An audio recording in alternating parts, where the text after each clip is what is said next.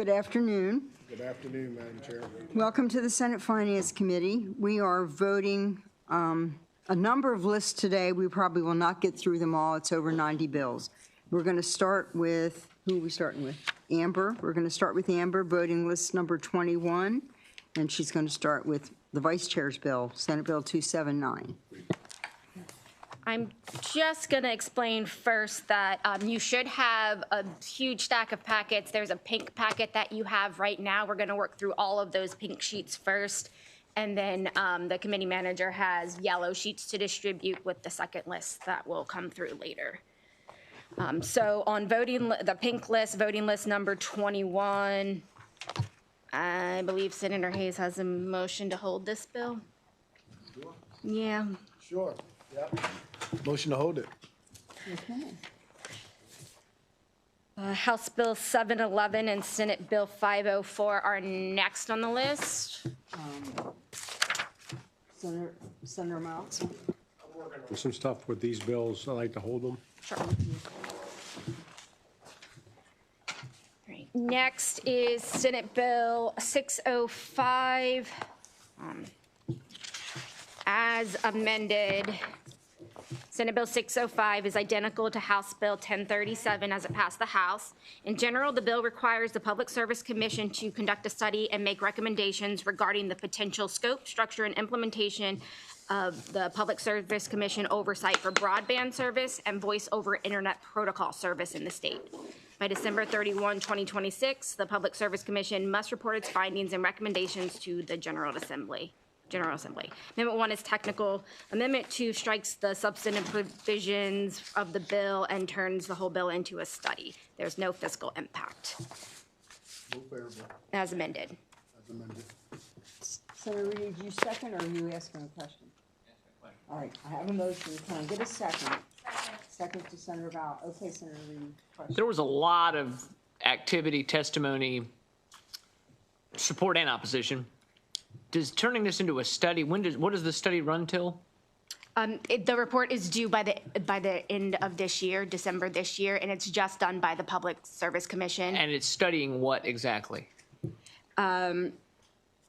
They're making recommendations regarding what the scope, structure, and implementation would look like if they were to have oversight of broadband and voice over internet service. So the extent to which federal jurisdiction preempts state regulation. A lot. Appropriate regulatory frameworks. A lot. The applicability of current regulatory framework for landlines, expected costs to the commission, statutory mechanisms, and other legislative changes. So those are all the recommendations that have to be made in the report. Has the opposition been removed by those copious amendments, or we don't have a report? Give me 1 second. So my understanding from the House file, the opposition has been removed from turning this into a study. Does the administration have a position on the study? The Public Service Commission is not opposed to the study. I feel like there's maybe better uses of time for our Public Service Commission, but I may have other things I want to hold on these lists, so I'm going to not hold this one. Okay. So motion favorable as amended for Senate Bill 605 and for House Bill 1037, which is in the identical posture, it would be a motion favorable. We have a motion from Senator Hayes. We have a second from Senator Guile. Can we call the roll? So we're doing both Senate Bill 605 favorable with amendment and House Bill 1037 favorable. Vice Chair Hayes. Yes. Yes. Senator Reedy. No. No. Senator Ellis. Yes. Yes. Senator Mounts. No. It's a party. No. Senator Jackson. Yes. Senator Washington. Yes. Yes. Senator Guile. Yes. Yes. Senator Lamb. Yes. Yes. Senator Hershey. No. No. Madam Chair. No. No. 6-4, bill passes.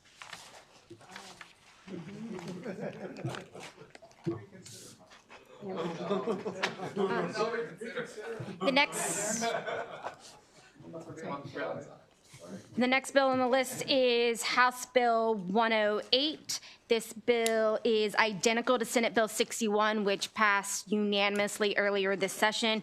Finance is secondary on this bill, and this is the bill that removes Finance's jurisdiction from the bill as amended. Initially, as introduced, there were alterations to the cannabis the Community Reinvestment and Repair Fund, which is funded through tax, sales and use taxes from the cannabis sales. That has come out of the bill. It is now the volunteer service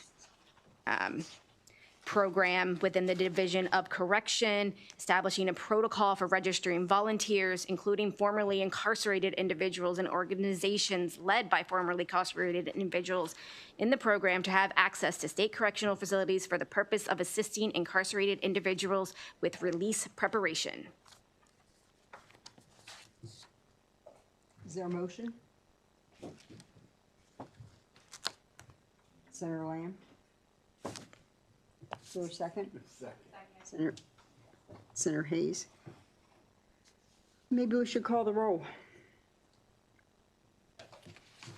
House Bill 108, favorable. Vice Chair Hayes. Yes. Yes. Senator Reedy. That was favorable. Yes. Senator Ellis. Yes. Senator Mounts. Yes. Senator Jackson. Yes. Senator Washington. Yes. Senator Guile. Yes. Senator Lamb. Yes. Senator Hershey. Yes. Madam Chair. Yes, Yes. 10 unanimous, bill passes. 10 to 0, bill passes. House Bill 564. House Bill 564 establishes numerous consumer protection and disclosure requirements for certain registered, permitted, or licensed people in the death care industry that sell pet cremation services.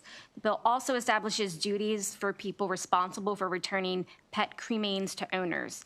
In addition to graduated criminal penalties and civil penalties established in the bill, a violation of the bill is an unfair, abusive, or deceptive trade practice under the Maryland Consumer Protection Act, and also subject to its civil and criminal penalty provisions. You do have a reprint.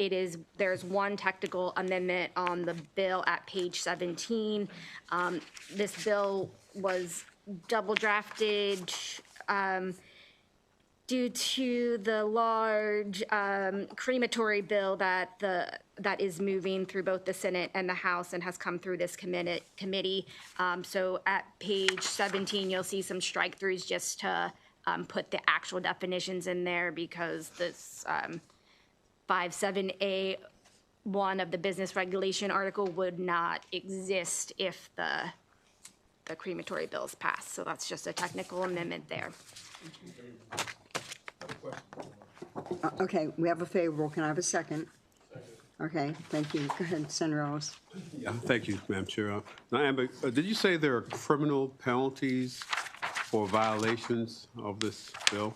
Yes, there are. What are they? A person who violates the subtitle is guilty of a misdemeanor, and for a first violation, a fine not exceeding $5,000 and up to 1 year imprisonment. For a second violation, it increases to $10,000 or 2 years imprisonment, and for a third, it's $15,000 or up to 3 years imprisonment. Yeah. Thank you.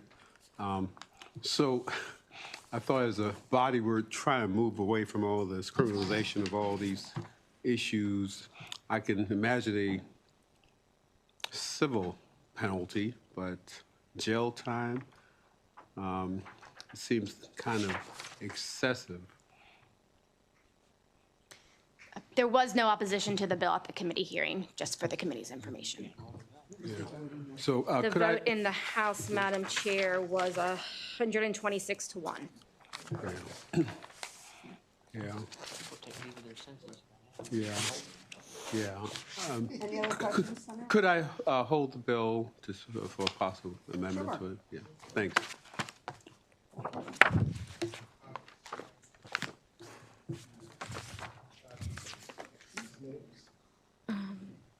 House Bill 604 is identical to Senate Bill 28, which passed the Senate earlier this session.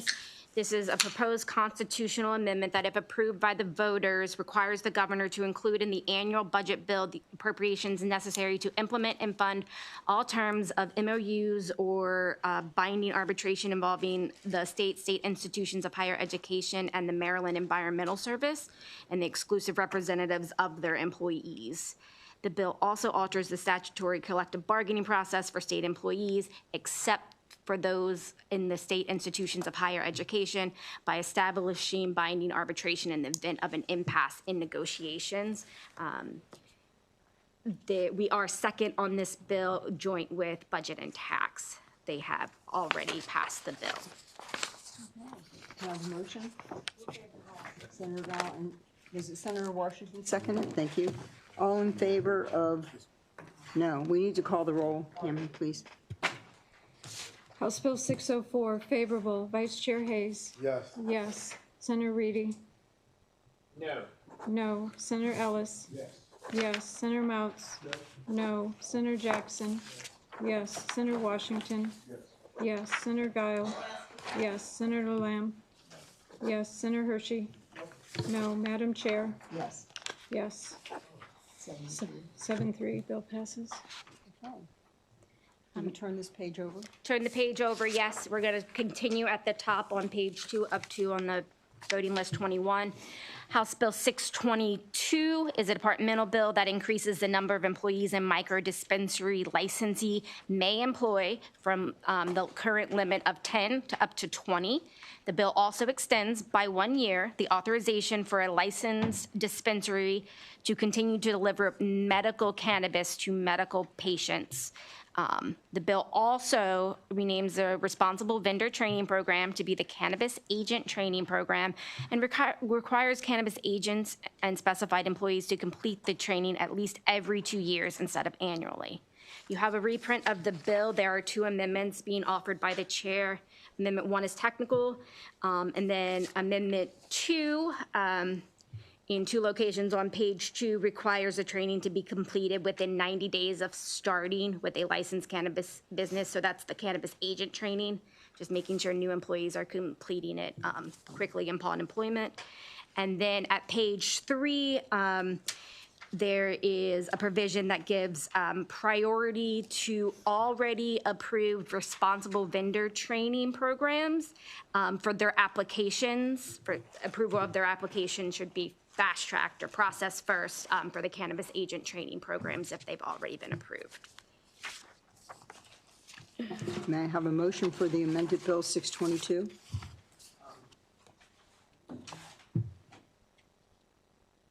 Senator Hayes, Yeah, I motion? just got the question. Okay, go ahead. Amber, you said that we're extending the delivery of medical cannabis to medical patients. Yes, only if you have a certification from your doctor and you are within the medical program can you have cannabis delivered to you. It's only limited to those Clear, parties. understood. But where are we, do we have any idea where we are with the micro licenses? Because the whole idea behind the micro licenses was for them to serve as delivery. There are 1 or 2 operational right now. I know there was another one that was supposed to be coming online.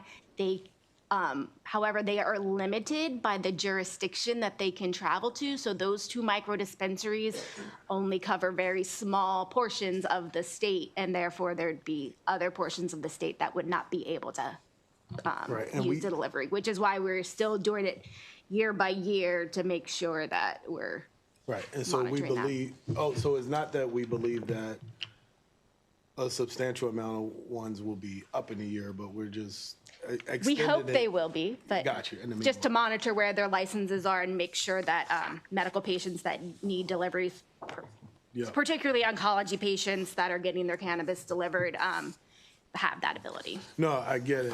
And I think one of the reasons why we had the micro licenses, because it has the least amount of barriers for social equity licenses. And, obviously I wouldn't want the legacy licensees to start, continue and put them at a disadvantage, but it makes sense given the limited amount of micro dispensaries we have.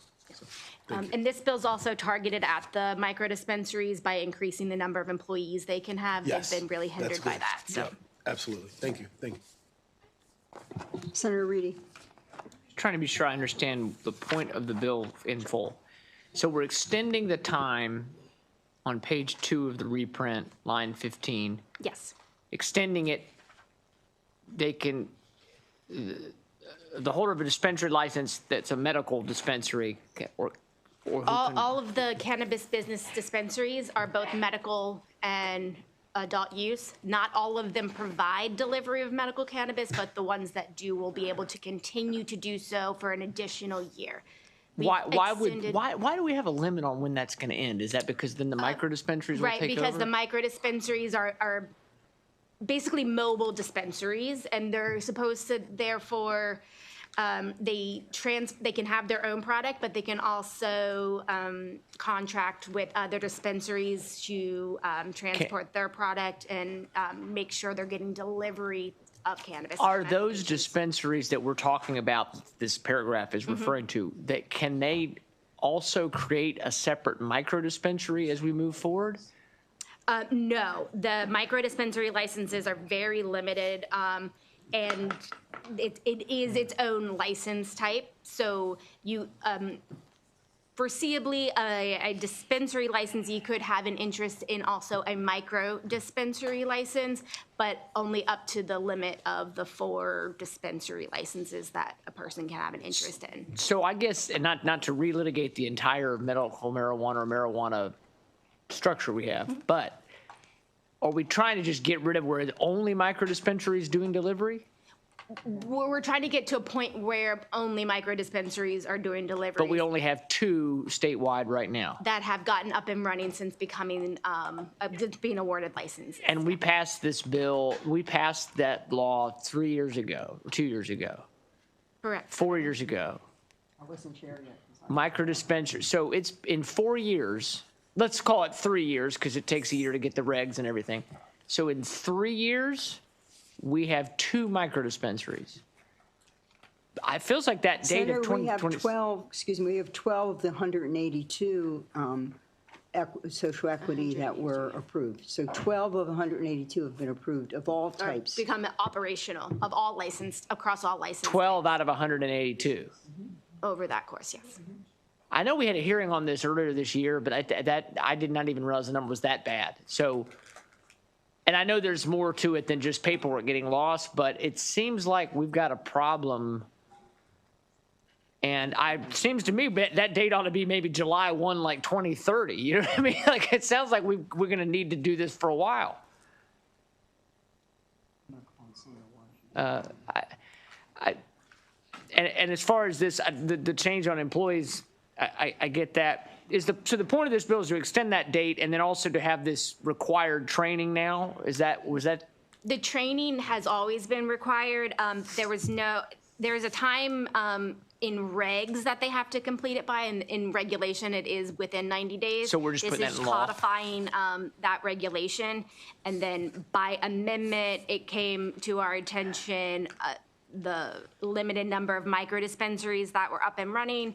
So this amendment was added to address that issue in the House.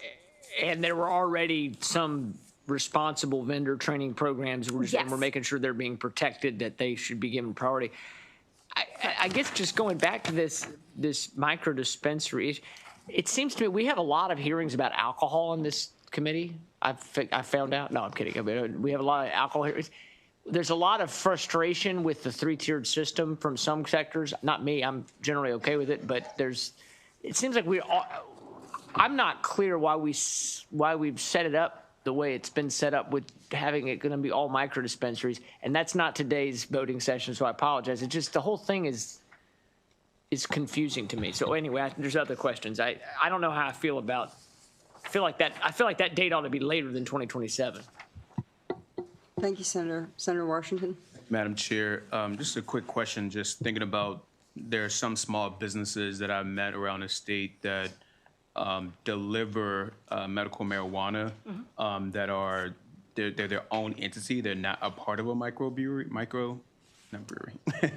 micro license or any other license. I wonder, does this bill cover them at all? Because they were also The authorization that it can continue to be delivered will allow them to, as long as they are remain registered under the administration as a transporter, they would still be able to. So it would cover that, it would cover those businesses then? Yeah. Okay. Thank you, Senator. Senator Hayes.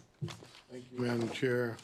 I just wanted to remind the committee, one of the reasons, and we limit the amount of micro dispensaries when we authorize them, but one of the reasons why the micro dispensaries was created was for the purpose of giving some of the social equity licenses an opportunity to get into a market that was created some time ago where they were excluded.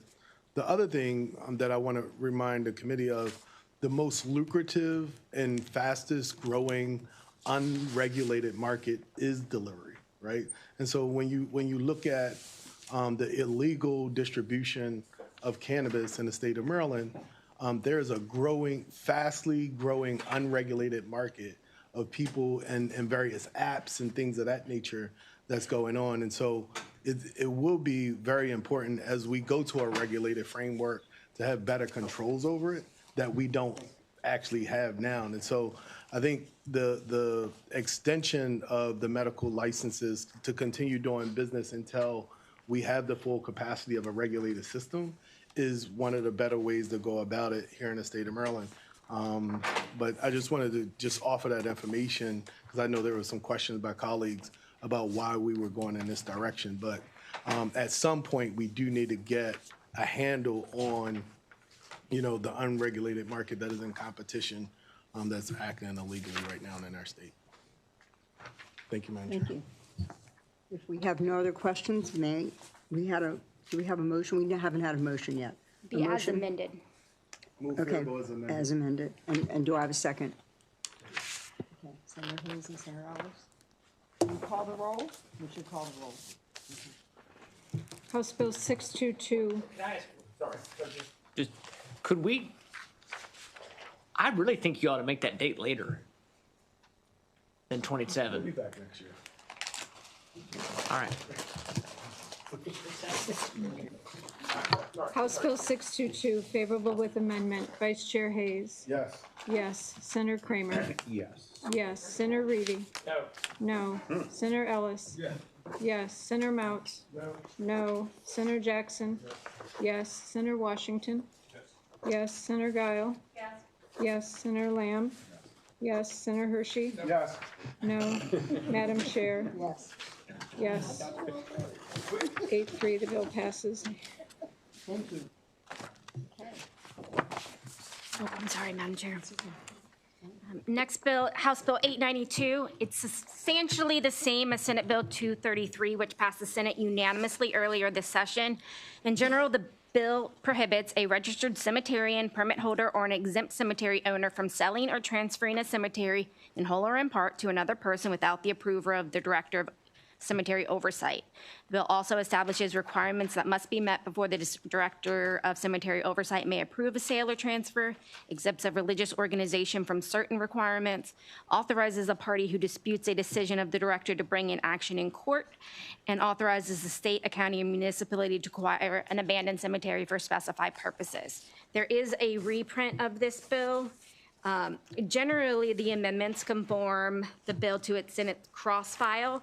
However, there is one a difference noted on the front of the very last page.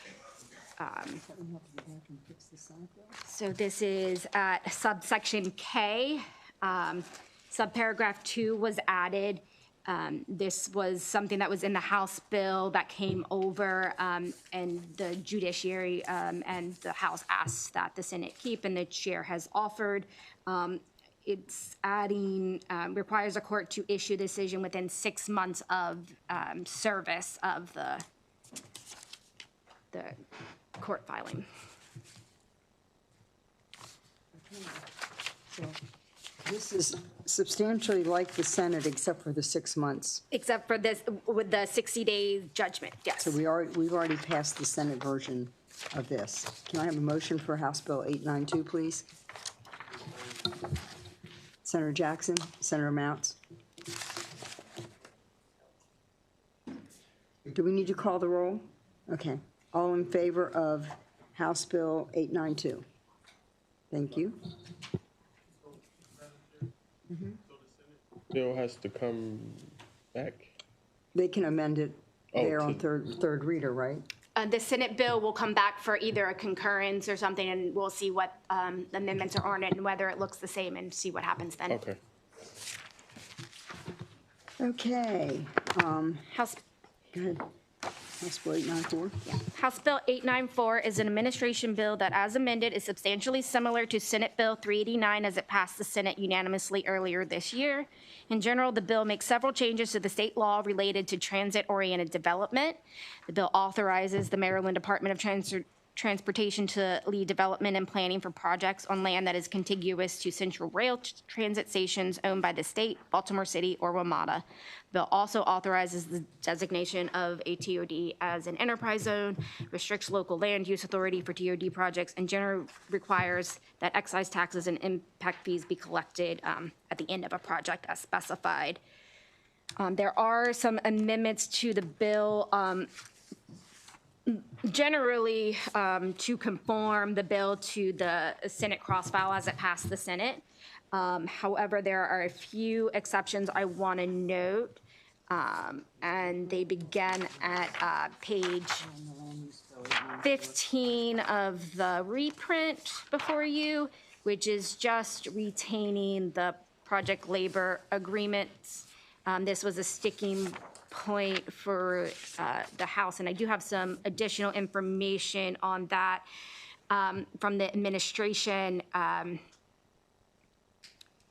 There is a procurement guidelines from the governor's office, and they already have the project labor agreement criterion in there. So there is no change in how project labor agreements would be used under this provision, by adding this provision to the bill versus how they would do it under existing procurement guidelines. So with that information from the administration, we conceded to the House to retain that language in this reprint. And then on page 16, remove some inapplicability provision and adds an inapplicability provision for projects that were financed before January 1, 2026. And those are the three noted differences between what the Senate already passed out related to TOD. I do see the Department of Transportation is here if there are more detailed questions, but I also have. So Amber, I have a question where you just talked about, I guess it's on, yeah. Ads for projects by January 1, 2026. If we haven't passed the bill till now, how can there be a project January 1, 2026? So if they've already used the financing for those projects, this bill is not applicable to them. How could they use the financing when we didn't have the bill? If they,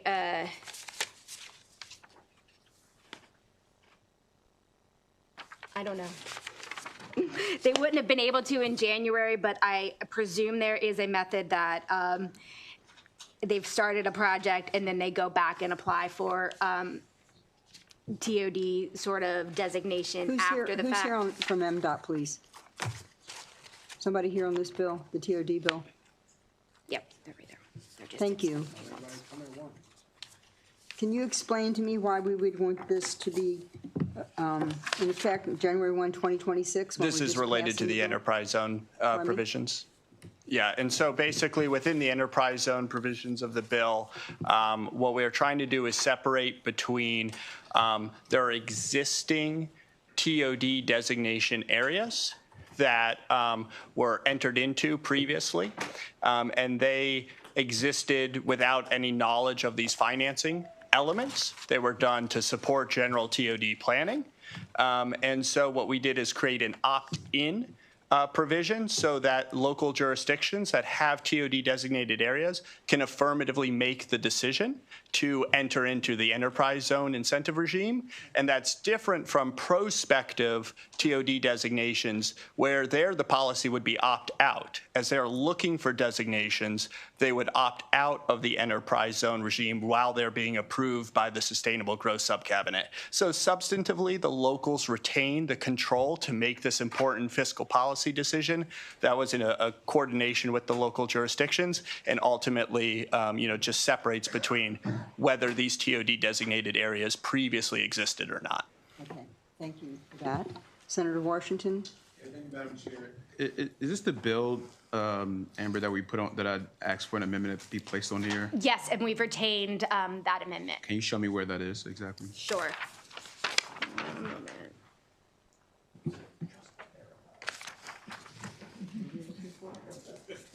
The Prince George's County amendment. It's the parking study.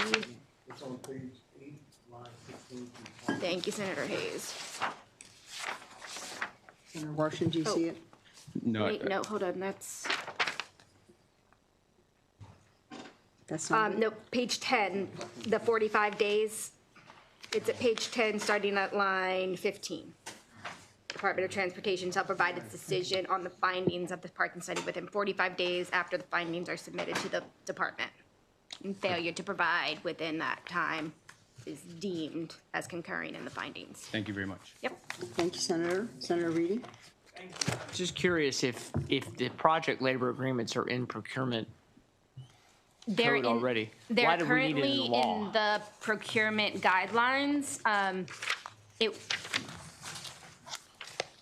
Why is it needed in law? Because it's, 4 days before session ends, and if we go amending the bill, we could have a problem. Was this in, I thought you said this wasn't in the Senate bill. It wasn't. we took it out of the Senate bill. It was in the Right. bill as introduced.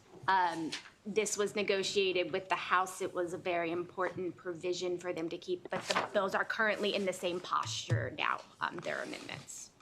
Well, I'm sure it was important for the House to keep it because they're not looking at, like, I thought the goal was to find affordable housing. We're trying to make housing more affordable. So Senator Reedy, since you pointed out that if it's already in the procurement guidelines, why do we need it in law? That's Right. how council and the chair felt when it was important to the House, since it doesn't actually change anything. We did not fight about retaining it. I understand, but I think there's a reason they want it in so bad. I think it's probable that it's in procurement language now, but there might be different ways that you might waive it if there needs to be a reason for that, and this is going to lock it in. And I think, well, I don't think it's a good. I don't think it's good to put it in the law. There's a reason we have procurement guidelines versus all of it in law, in my view. So. Senator Hayes? Amber, the amendment, the new amendment on page 16, lines 13 through 16, I didn't really understand that Sure. explanation. Can you help me? So there's, 16, you line can't, 13. you don't see it here, the removal? Is that what you're talking about, my note there? There was an inapplicability provision excluding the water and sewer connection fees from this project that is not in this bill. What do you mean excluding?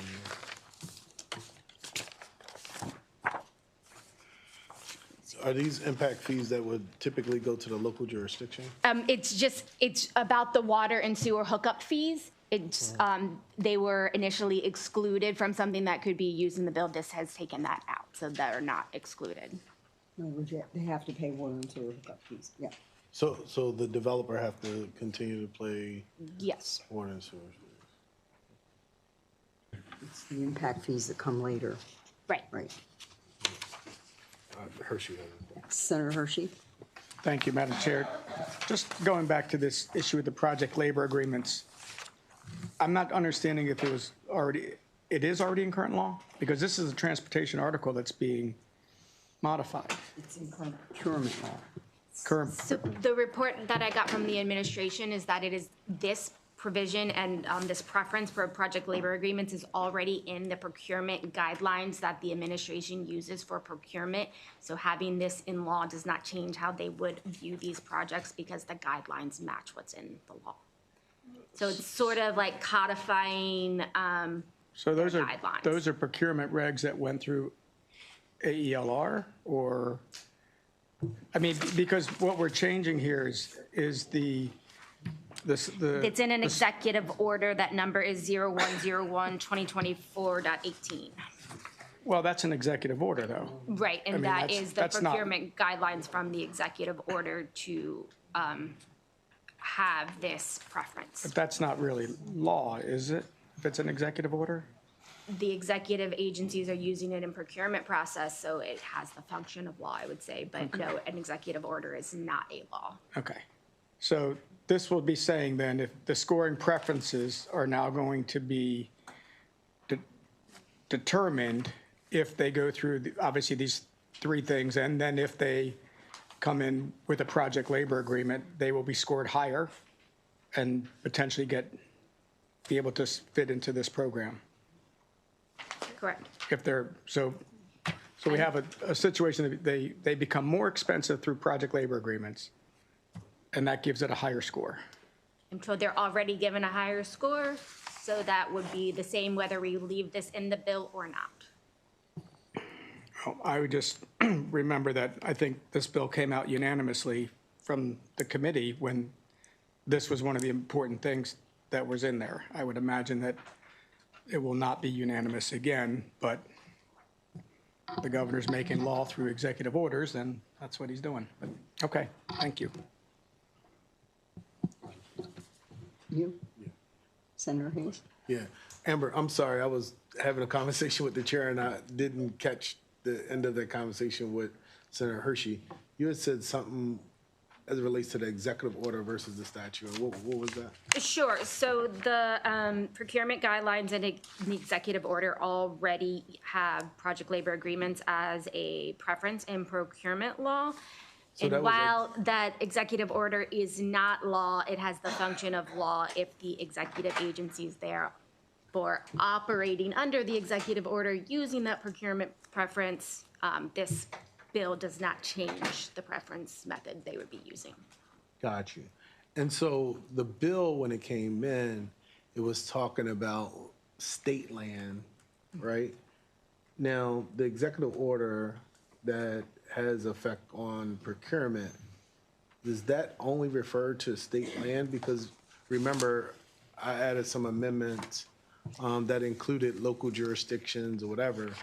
So does the same apply if it's not state land? That is a good question, Senator. I don't know if the administration has a better answer for you, but I can look up the language of that executive order for you. Sure. Happy to speak a little bit to this. So, as the council is speaking to, there is an executive order that generally governs major public work project procurements where we review their suitability for a project labor agreement as a covered department. In this legislation, there is a provision specific to the TOD Capital Grant and Loan Fund, which is primarily an opportunity for local jurisdictions to put forward proposals for funding under that fund, whereas the department and the Sustainable Growth Subcabinet reviewing those projects, they get a favorable scoring if that project will include a project labor agreement. So to your very specific question, that does not affect any of the provisions in the bill related to zoning or prioritization for MEDCO's Strategic Infrastructure and Revolving Loan Fund related to state or city-owned land adjacent to transit. So it's a slightly different subject matter versus the items that you were raising in your amendments. So you're saying it does not apply? It does not directly apply, correct? Gotcha. Only, but it does apply if it's state-owned land. So the way I would describe it differently is if a local jurisdiction has a proposal to advance transit-oriented development, in an area that may have state land or local land, and that proposal to receive funding through this particular fund comes before the department, that scoring preference, if they are saying that they would use a project labor agreement, would apply. But generally speaking, the provisions that your amendments spoke to were about the zoning and other funding opportunities and not this particular provision. So, interesting. So the local owned land would not qualify, which funds you said would not apply? Sorry, local land is still qualifies for the TOD capital grant and loan fund. It does. No, but you said, Sorry, Senator. now you confused me. I apologize, Mr. Vice Chair. The executive order reads that a unit of state government shall consider that may also be instructive because it's a unit of state government rather than a local jurisdiction. Shall consider as part of this procurement language. So now we're telling local governments they have to consider project labor agreements as part of their consideration. For TOD specific projects, So this is breaking new ground. potentially. By the amendments that were added with the Baltimore City and WMATA that we're now learning. I don't know. But I think the Department of Transportation's explanation is probably the most instructive.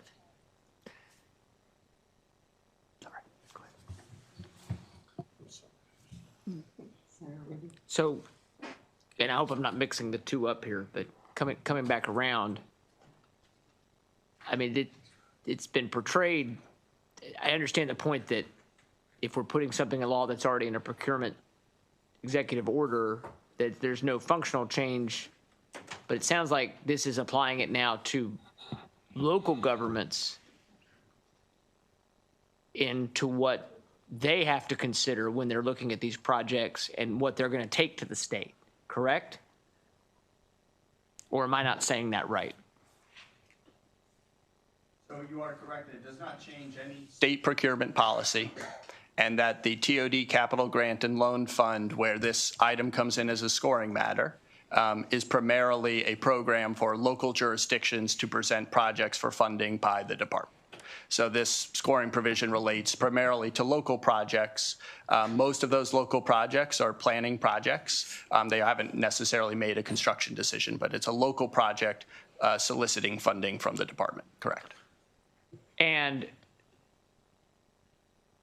are the local governments going to be doing, are they going to be contributing money towards this as well, or is applying to get the state money? There has to be a match. It will depend on what their plan is. Some of them are seeking fully state funding, and others are matching. And usually when we score a grant, we like local funding, but ultimately this would not force any change to local policies related to PLAs either. Okay. And then let me just ask one other question connected to that. Is anything going to factor in whether what the end price of the housing is going to be? Because if we do project labor agreements, it's going to add cost to the housing we're trying to develop that's affordable. So is that factored in anywhere in the considerations right now for these grants? Ultimately, given the state's goals, when we're looking at proposals, we are looking at proposals based on will they effectively deliver goals around economic development and housing. So we certainly will consider, do we think that the plan put forward will result in a feasible, deliverable outcome, including goals around affordable housing? Okay. Madam Chair, I know that was spoken that we have, that, we don't want to lose the bill, but we still have a good bit of time. I would really urge that we fight to not have this language in the law. I think that's a mistake. And I think it's certain sticking points in the House. I don't think it's the entire House of Delegates. I think there's certain people who have checklists that they're looking to check off. But to me, it would make sense to not accept this particular amendment and to do a little fighting. Wow. Senator Hershey, you want to fight? I don't mind, but I would agree with Senator Reedy. And also keep in mind, if this is if this is in place right now because of an executive order, you know, the next governor could choose not to follow that executive order or could change executive orders. But us putting this in law then forces any governor to have to deal with this. So I think that's the big difference between it being an executive order and it now being in law.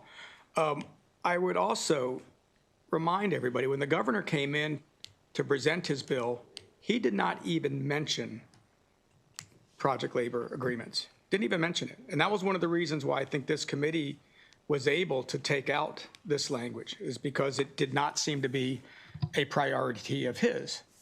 And then lastly, if it's not a priority of his and the Senate's already passed the bill, why are we just having to put this back in because the House of Delegates decided? They put it in our bill. Well, they put it in our bill and we can take it out of their bill. I mean, that's, you know, that's how we can do these things. And, you know, I've had a lot of conversations over the weekend on this energy bill, and I can tell you that bill is going to look a lot more like the House bill than it looks like ours. And it's getting already to that time of year when we just start making a lot of changes to conform to the House rather than conforming to us. And so I would push back on it and just say, let's pass the bill the way that we passed it in the Senate. And if it has to go to conference, then it goes to conference. It's a, you know, 3 people negotiating over one line and let them figure it out. But we don't have to. We all voted for this bill, by the way. Yeah, we don't have to continue doing whatever the House wants. Thank you. Yeah.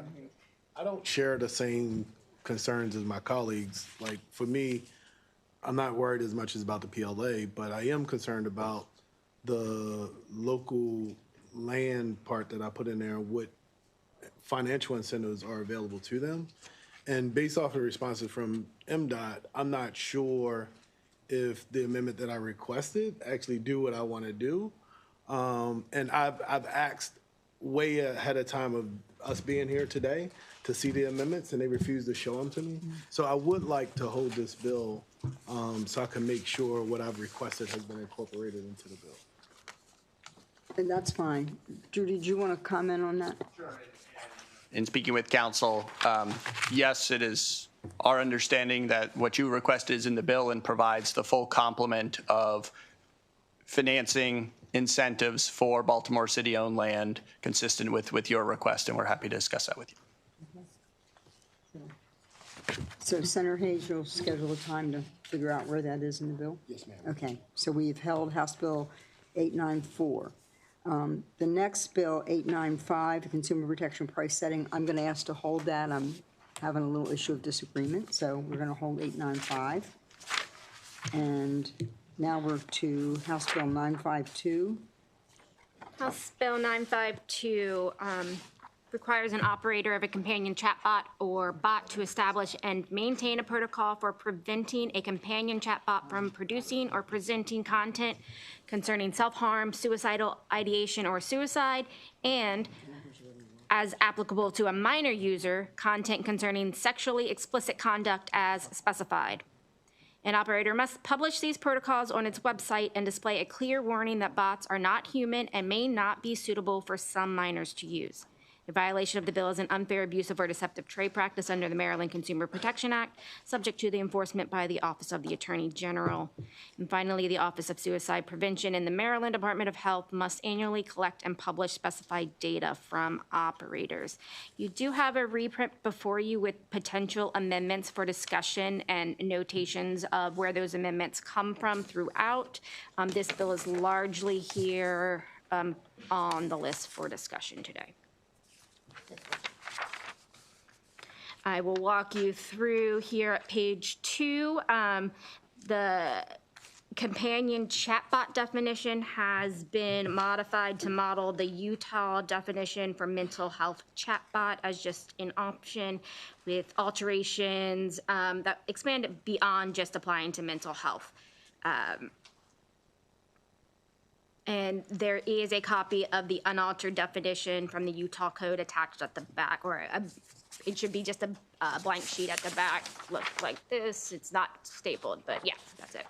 That has all the definitions that they use for their chatbot legislation, which was mentioned during the hearings. At the top of page 3, there's some language added to one of the things that a companion chatbot does not include. This was requested from AT&T. It's a bot that is used by business entity only for customer service, product information and discovery, scheduling, billing and payment, technical assistance, business analytics, or internal research. Is not a companion chatbot.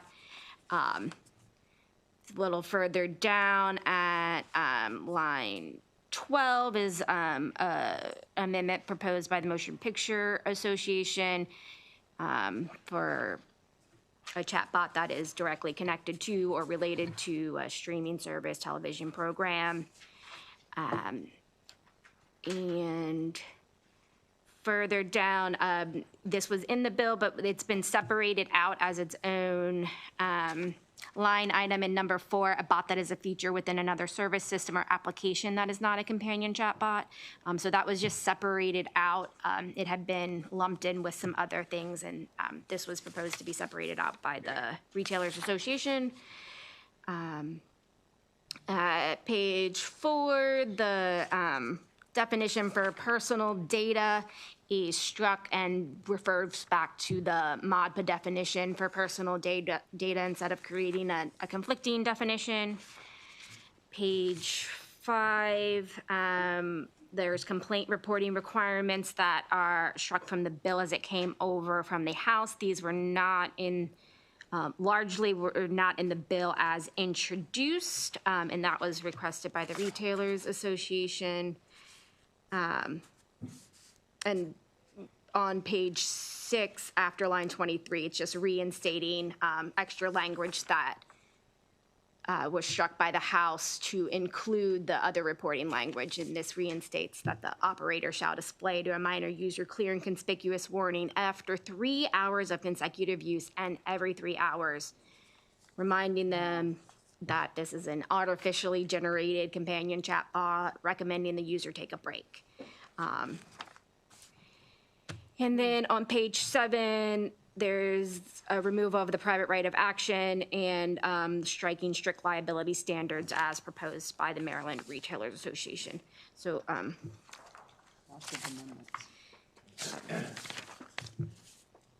Senator Kramer. Thank you, Madam Chair. So, Amber, the amendments that we see have addressed the concerns that were expressed by the folks with regard to the Motion Picture Association. That's correct. That's the amendment on page 3. page 3, yes, and that amendment addresses their concerns. And then those amendments, and it appears as though there were several that addressed concerns that this should not interfere with the work of grocery stores, et cetera, that the Maryland retailers were concerned about. Those amendments address their concerns as well. I believe they largely do, but I have not shared a reprint of this with the Retailers Association, so I do not know that I have incorporated all their amendments. I cannot say for certain that I have removed their opposition, but the intent was to do so. Do you think perhaps maybe we should hold it for? Oh, this bill was only on here for discussion. These are not amendments that are proposed or offered by the chair. These are just amendments that were proposed for committee consideration. I got you. Okay. Thank you, Amber. Amber's worked really hard on this bill. Okay, so we held 952, and next we're going to go to House Bill 994. House Bill 994 as amended generally requires specified sellers of travel services and independent agents to annually file proof of professional liability and errors and omissions insurance in the amount of at least $1 million with the Maryland Department of Labor. Maryland Labor must provide reasonable notice of the requirements of the bill to consumers and sellers of travel and enforce the bill's requirements, including adopting regulations to carry out the bill, and establishing requirements and procedures for the registration of sellers of travel.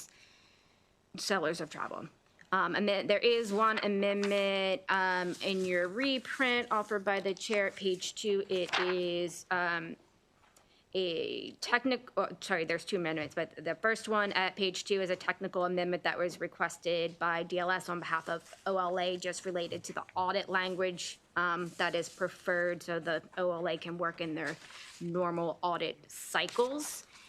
And on page 4, this amendment offered by the chair, as discussed at the hearing, would treat hotels and motels and short-term rentals all in the same way, rather than separating out short-term rentals and hotels and motels separately. Amber, I shared with you an email we received from a Yes, and I small am vendor. prepared to discuss that. The email that we received, just for the committee's awareness, suggested that any small seller of travel that interacts with a Maryland resident would be affected by this. But the way the bill is written, it's if the person is located in Maryland. So it's going to affect the sellers of travel, or there's small sellers of travel that are located in Maryland. For instance, in the email, they were talking about if someone's organizing a hike in West Virginia. Well, I'm now no longer going to be in Maryland to partake in that hike as a Maryland resident. I'm going to be located in West Virginia, and this bill does not apply in West Virginia to that seller in West Virginia who's doing that small hike and only interacting with a small number of Maryland residents. So this is really just applying if you are in the state. Okay, so we're. Senator Ellis? Thank you. So with the amendment that's put on to include short-term rentals, that satisfies the concerns for the hotel association folks? Yes, and the hotel and motel associations, as well as the short-term rentals, were happy with, as long as they were in the same posture. So this And bill- so this bill does that. Put them in the same posture. Okay, thank you. And isn't it only for the ones that arrange transportation or? Correct. So you could It have an Airbnb, but you're not arranging transportation, so or any other activities, so then it wouldn't apply. It's only Okay. if you're doing other activities. Thank you.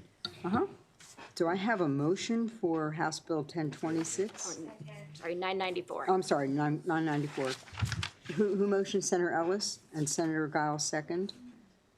So House Bill 994 as amended. We need a roll call. House Bill 994, favorable with amendment. Vice Chair Hayes? Yes. Yes. Senator Kramer? Yes. Yes. Senator Reedy? No. No. Senator Ellis? Yes. Yes. Senator Mouts? No. No. Senator Jackson? Yes. Yes. Senator Guile? Yes. Yes. Senator Lamb? Yes. Senator Hershey? No. No. Madam Chair? Yes. Yes. 7-3. Bill passes. Now we're House Bill 1026. Yes. Only a few left on my pink sheet. You'll get to see another face soon. House Bill 1026 is an emergency measure that, as amended, is substantially the same as Senate Bill 893. The bill generally also authorizes emergent to round certain cash transactions and the amount of the change due to a customer up or down to the nearest cent divisible by 5. There is a reprint in front of you with one somewhat technical amendment that was requested by the comptroller's office, which just makes sure that in the tax general, the definition for taxable price includes as an exclusion an amount less than 5 cents that is added or subtracted to determine the total price under the business regulation article. The comptroller was concerned without that language that there could be confusion about how to apply sales and use tax under the bill. Otherwise, the bill is identical to the Senate bill. It's your favorite bill, Senator. Should we call the roll? We should call the roll. Pennies on the dollar. This is favorable, right, Amber? House Bill 1026, favorable. Vice Chair Hayes? As Yes. amended. Senator Kramer? I just want to know if Hershey's going to stay in his seat when it comes to the floor. I'll vote yes. Senator Kramer, yes. Senator Reedy? I guess I'm a making change denier, so I'm gonna vote no. No. Senator Ellis? Yes. Yes. Senator Mounts? Climate change and change deniers. Yes. Senator Jackson? Yes. Senator Guile? Yes. Yes. Senator Lamb? Yes. Senator Hershey? No. Madam Chair? Yes. Yes. 8-2, the bill passes. Right. House Bill 1312 generally authorizes a state or a political subdivision of the state to accept specie for the payment of taxes, fees, or other obligations, or an individual to use specie for the payment of debts between private parties if the parties mutually agree. A person is not required to accept specie as payment, and the Commissioner of the Office of Financial Regulation may adopt regulations to carry out the provisions of the bill. The Office of Financial Regulation must also include information on the use of specie under the bill in its annual report due each December 31. Amendment 1 is technical. Amendment 2 alters the bill as described about just altering OFR's annual reporting requirement to include information on the use of specie as legal tender in the state under the bill. And it is just removing that reporting requirement that was on the last page of the bill and puts it with their annual reporting requirement at the request of Maryland Labor.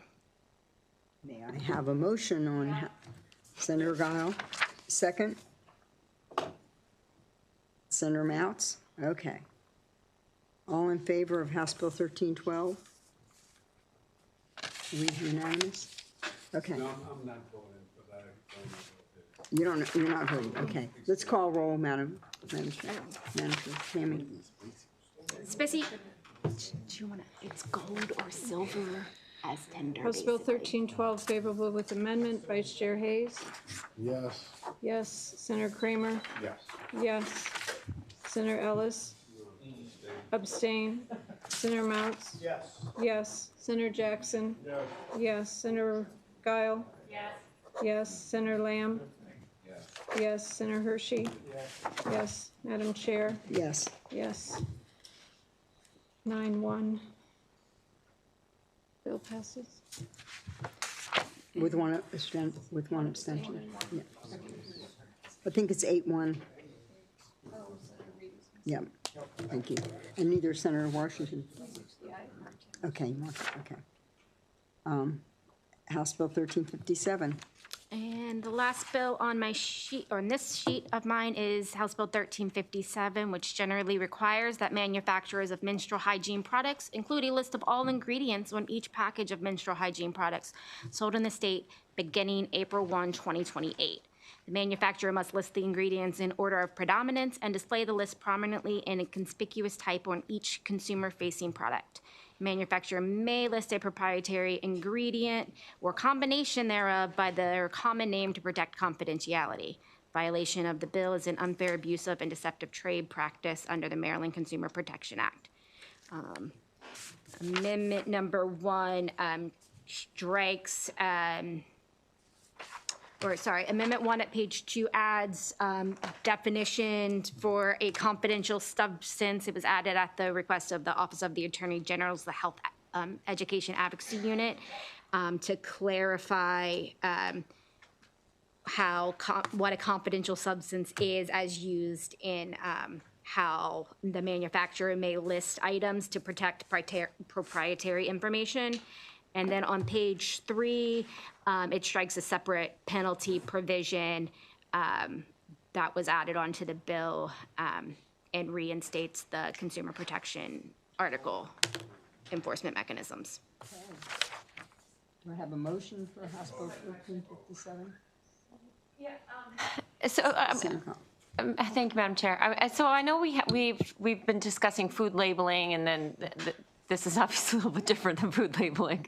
But what are other states doing? Is this going to be like what we've had a similar conversation about the imposition on having products be modified to be sold in the state of Maryland and the challenges of being able to comply?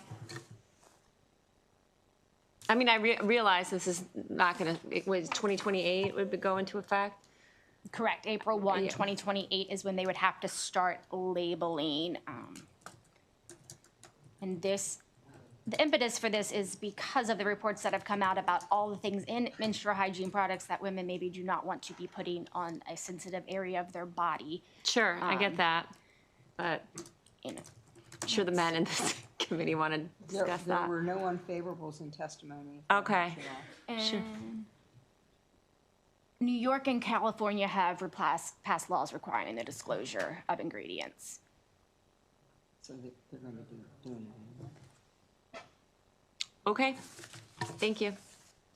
So, do I have a motion for House Bill 1357? Senator Welch, have a question first? I was just checking the hearing testimony. The Attorney General has an unfavorable. They had an unfavorable, but we have addressed that from the Health Education Advocacy Unit with the amendments that were added. Okay. The definition added at page 2, on your report. I don't see an unfavorable. Oh, okay. Oh, wait a minute. You didn't bring up the right bill. Didn't change it. I'm sorry. Anyway, that has been addressed with the amendments that were added.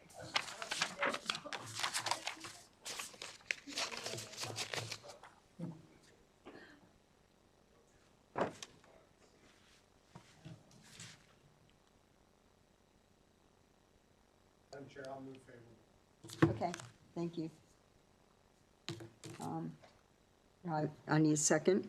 Second. Thank you. Okay, should we call the roll, or are we okay? Everybody in favor of House Bill 1357? Unanimous vote, whatever that number is.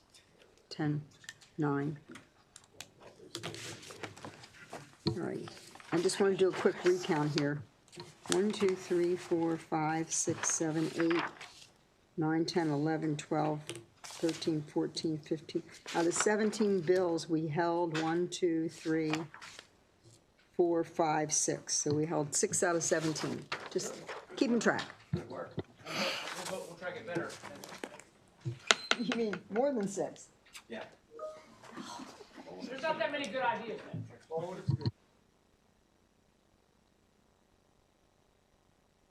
So the first bill we have is House Bill 427, which as amended is identical to Senate Bill 336, which passed unanimously in the Senate earlier. It extends the task force on responsible use of natural psychedelic substances for an additional year and requires the task force to submit an updated report of its findings and recommendations to the Governor and General Assembly by October 31st, 2026. There are 2 amendments. The first amendment is technical, and the second amendment adds a representative of a historically black or college or university in the state to the task force. Motion for House Bill 427 as amended. It's going to be a long afternoon. I need a motion for House Bill 427 as amended. Senator Jackson. Senator Lynn.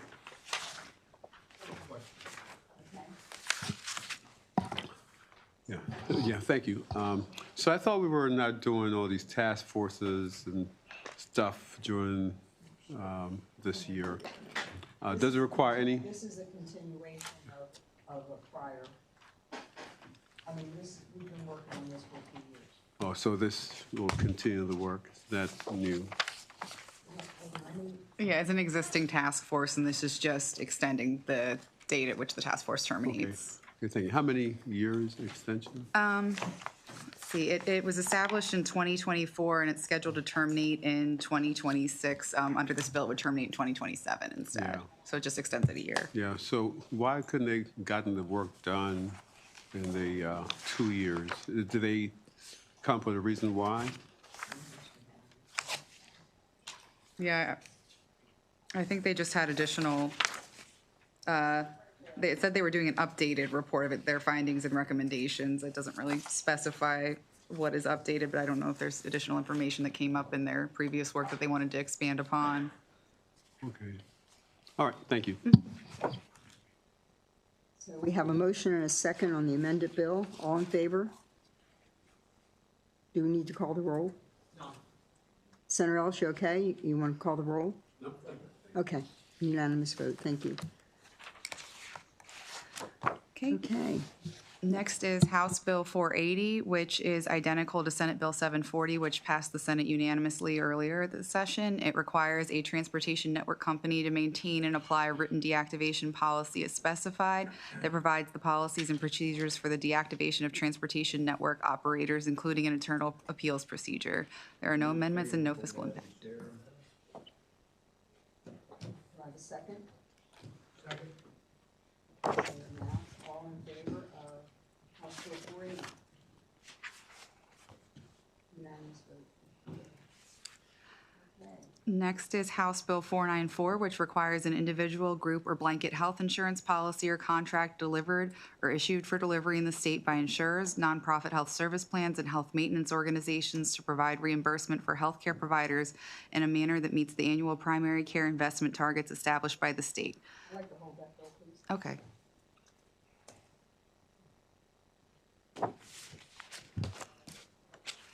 Next is House Bill 532, which is identical to its cross-bill Senate Bill 445, which Thank you, second. Look at how efficient We better do a session over here all night. A motion and a second. All in favor of House Bill 532 as amended? I'm sorry, 494. It's, no, 494 I 532, held. we skipped 494. No, we're on 532. All in favor? Unanimous vote. Next is House Bill 816, which is identical to its cross-file Senate Bill 469 that passed the Senate unanimously. favorable, Madam Chair. Thank you, Senator Kramer. And Senator Guile? Yes. Okay.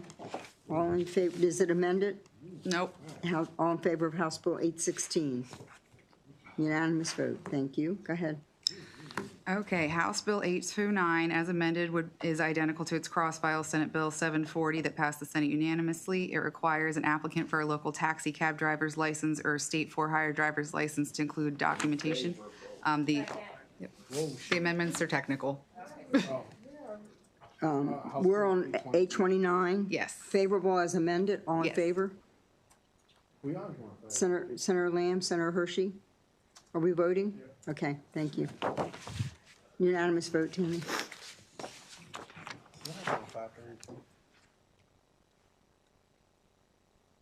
We passed it 10-0.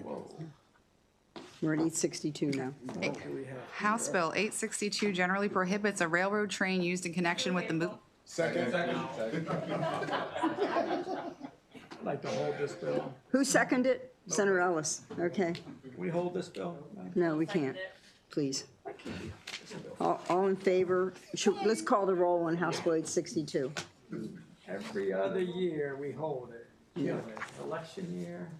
House Bill 862 favorable, Vice Chair Hayes. Enthusiastically, yes. Yes. Senator Kramer. Enthusiastically, yes. Yes. Senator Reedy. Mildly unenthusiastic right now. No. Senator Ellis. Joyfully, yes. Yes. The Senate crossfile. Senator Mounts. No. No. Senator Jackson. Yes. Senator Guile. Another enthusiastic yes? Yes. Senator Lamb. Yes. Yes. Senator Hershey. No. No. Madam Chair. Yes, Yes. 7-3. Bill passes. No explicit. House Bill 999, alcoholic beverages, local bill, I think. Move favorable. Second. Kyle and Kramer, all in favor of House Bill 999? Unanimous vote. Okay. All right. House Bill 1111. House Bill 1111 is a cross-file of Senate Bill 803, which as amended, added the Palmas Brandy amendment that allowed the wineries to make Palmas Brandy from winemaking products other than grapes. As amended, so it expands the definition of Palmas Brandy to allow winemakers who make wine out of products other than grapes, such as other like tomatoes or watermelon or honey, to use those waste products to make Palmas Brandy. Grape skins, use grape skins, peaches. Because otherwise it's not considered, what are we doing with it? currently, it has to be made from grapes to be pomace brandy, and so this is allowing them to use the waste products of other fruits or other agricultural products. Google it, it's very interesting. I must have been across the street for one of my bill hearings. when that came in. I have the Senate bill. Oh, well, I'll second the Favorable as amended. joyfully. All in favor of House Bill 1111? Thank you. Unanimous. Next is House Bill 1216, which authorizes but does not require any county in the state, instead of only specified counties, to honor certificates of guaranteed issued by a nonprofit association of contractors or its wholly owned subsidiary in order to satisfy certain county bond requirements. There are no amendments. Second. All in favor of House Bill 1216? Okay, call the roll, please. House Bill 1216, favorable. Vice Chair Hayes? Yes. Yes. Senator Kramer? Yes. Yes. Senator Reedy? No. No. Senator Ellis? Yes. Yes. Senator Mounts? No for the Asphalt Association. No. Senator Jackson? Yes. Senator Guile? Yes. Yes. Senator Lamb? Yes. Senator Hershey? No. No. Madam Chair? Yes. Yes. 7-3, the bill passes. Need a second. She needs a I need a second. not a second. Oh. No, I did that too. I was like, Okay. That was 1216. So passed, but not unanimous. Okay, House Bill 12. Okay, House Bill 1219 requires the University System of Maryland to conduct a study to evaluate the relationship between climate change, the availability of price of homeowners insurance, and emergency and disaster preparedness. There's one amendment which adds a representative of the Independent Insurance Agents of Maryland to the parties conducting the study, and as amended, the bill will be identical to its cross-file Senate Bill 739. Second. How is this funded? The CEF. Oh, gee. Yeah. Let's have a The endless pot of money that we have. Endless, hugely endless. Senator That's right. Dial was favorable, I was second.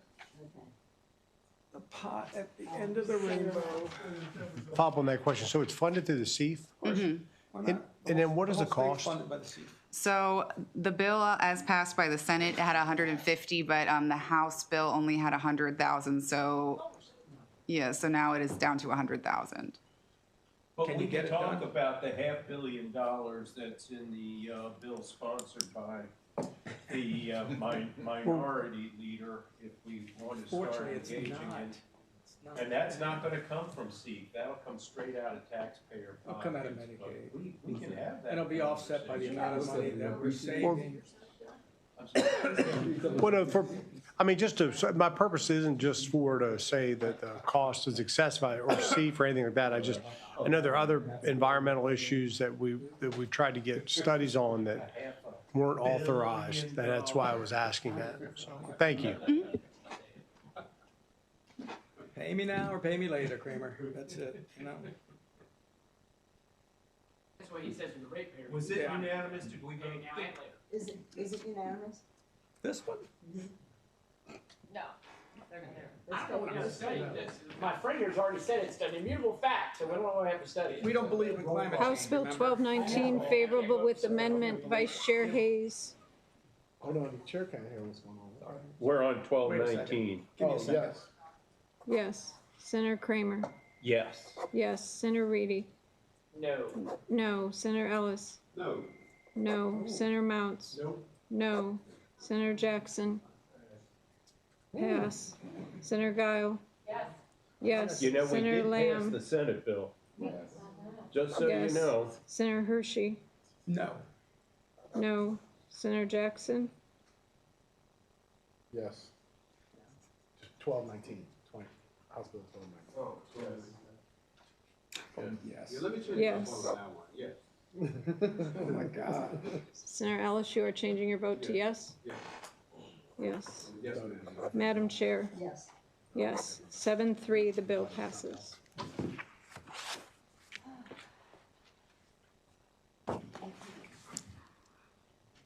House Bill 1377 is next. It establishes a Redirecting Safe Prescription Drugs pilot program. To administer the pilot program, the Secretary of Health must collaborate with the Federal Drug Enforcement Agency and 4 drop-off sites in the state registered with the DEA to participate in National Prescription Drug Take-Back Day. The eligible drop-off sites must coordinate with the DEA to separate and redirect eligible, non-controlled, unopened prescription medications collected on Prescription Drug Take-Back Day to a repository program, ensure that the collected prescription medications are packaged in a manner consistent with requirements of the State Prescription Drug Repository Program, ensure that controlled substances are provided to DEA, and transfer eligible prescription medications to a repository. There are no amendments and there was no opposition at the committee hearing. Favorable. Thank you, Senator Giles. Do I have a second? Second.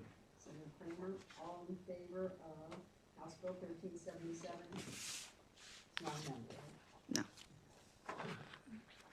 Unanimous vote. Okay, your last one. Last one is House Bill 1504, which requires the State Highway Administration from the funding program for sidewalks and bicycle pathways in the Consolidated Transportation Program to prioritize projects that are or are adjacent to highways that are subject to a complete streets policy or another similar Vision Zero program. For specified sidewalk or bicycle pathways, SHA may fully fund the cost to acquire the necessary right-of-way for the projects. Finally, the bill requires local governments, when submitting requests for sidewalks or bicycle pathway constructions or reconstruction projects to SHA, to make requests in annual priority letters for the Maryland Department of Transportation's consideration for inclusion in the Consolidated Transportation Program. There are no amendments and no opposition at the committee hearing. Senator Kramer, would you like to make the motion? Why, certainly, Madam Chair, move favorably. Senator Jackson and Senator Mount. You have for delegate, you have for Healy absent. Thank you. All in favor of House Bill 1504? Thank you, it's unanimous. We did better than.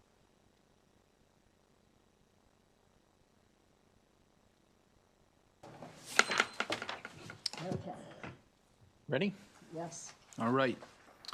Up next is House Bill 658. And this bill is similar to Senate Bill 412, which passed the Senate unanimously earlier this session. The bill generally codifies the Community Forensic Aftercare Program within the Department of Health to monitor individuals committed as not criminally responsible who are on conditional release and individuals with mental illness or intellectual disability who are required to be monitored after being found not criminally responsible or incompetent to stand trial. So the amendments do 3 things. They prohibit, generally one thing 3 times. They prohibit a court from requiring or authorizing a program monitor to make a clinical decision. That's found on page 4. Clarifies that program monitors may only make monitoring decisions. That's on page 7. And then clarifies that a court order may not be construed to require or authorize a program monitor to make clinical decisions regardless of the order's issuance date. And I'll say that identical amendments have been applied to the bill in the House, and the Senate sponsor is on board with these amendments. 658, correct? Yes, House Bill 658. Madam Chair, can we hold that bill? Okay, thank you. Thank you, Mr. Vice Chair. Up next is House Bill 722, and accompanying it is the Senate Bill 39, amended to align with what the committee is about to consider here. So House Bill 772 establishes the Work Group on Behavioral Health Rate Methodology Modernization in the Maryland Healthcare Commission to develop transparent, cost-based reimbursement methodologies for certified community behavioral health clinics, outpatient mental health centers, and independent outpatient providers. The bill alters the behavioral health rate setting study required under Chapter 571 and 572 of 2017 by requiring the Department of Health, rather than the Behavioral Health Administration and the Medical Care Programs Administration, to conduct the study. The new study must be conducted by June 30th of 2028 as specified. And so just a bottom line, the bill does not require an immediate rate increase. It does not mandate an appropriation, or it further does not create a financial obligation in the absence of subsequent legislation or budgetary action. So the amendment alters the composition of the work group, removing one of the 2 senators and one of the 2 delegates, which the chair had suggested at the hearing, and then adding a representative of MedChi. And there's no opposition. Thank you, Senator Gao. Do I have a second?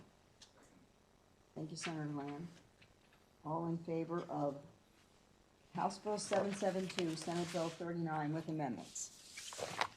All in favor? Senator Reedy, you okay? All right, unanimous vote, thank you. Right. Then moving on to House Bill 860. This bill clarifies that an endorsed petition for emergency evaluation is effective for 5 days after endorsement and authorizes a court on a motion by the original petitioner and for good cause shown to extend the effect of the endorsed petition by 5 days at a time for up to 30 days based on the presenting behavior of the individual. Each extension must be based on a separate motion.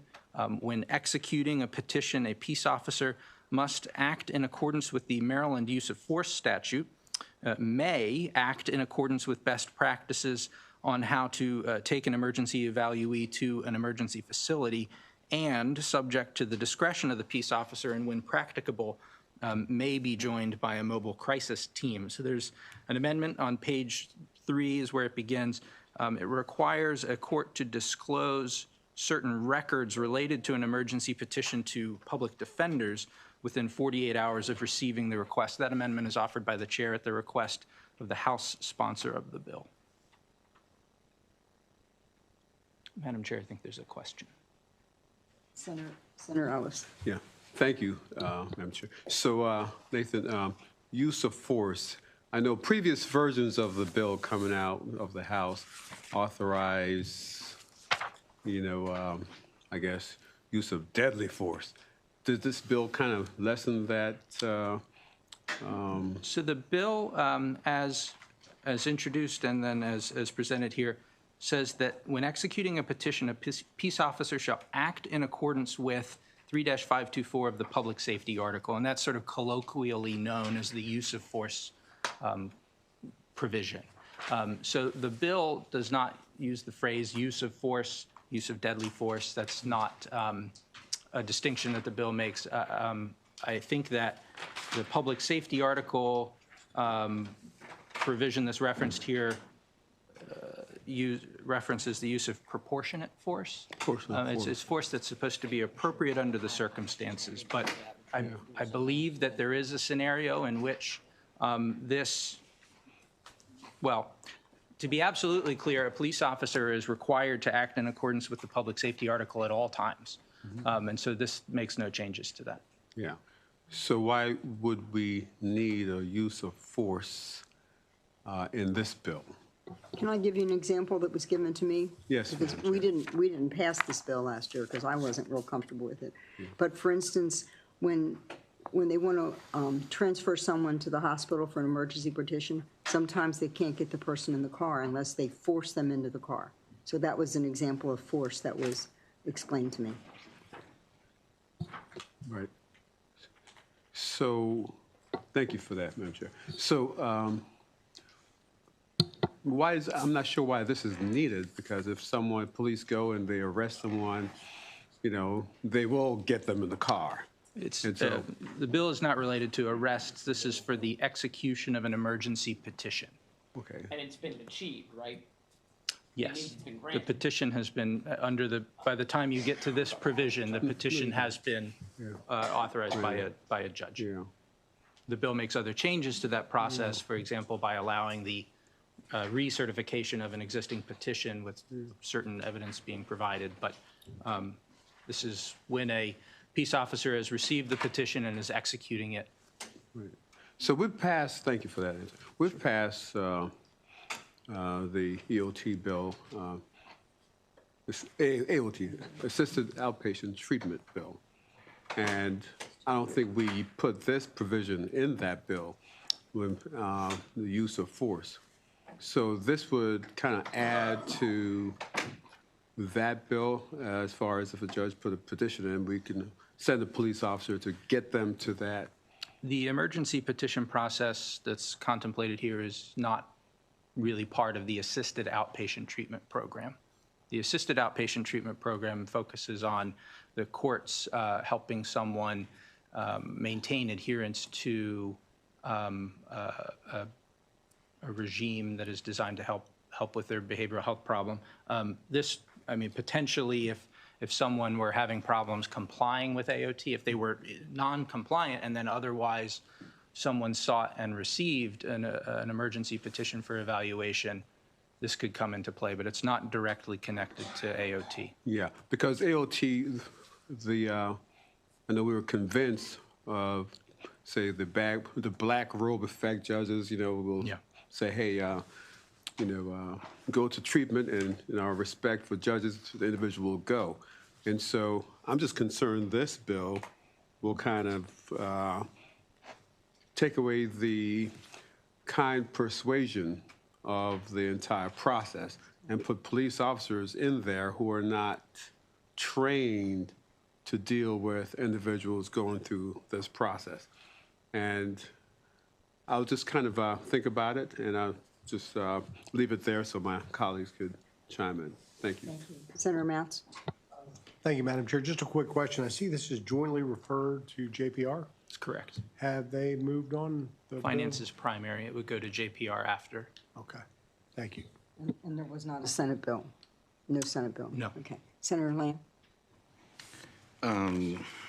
Question about this, because we had a very disturbing case in Columbia just a couple weeks ago where an individual was shot by 4 police officers who has had a mental health history. And, there's obviously been a lot of angst in the community about this and concern. So with this bill, I guess this is to council. On page 3, when you pointed out lines 13 through 15, that the peace officer shall act in accordance with 3-524, which is the use of force provision, I think. Why is this not redundant, right? So wouldn't every law enforcement officer have to act in accordance with the current use of force law?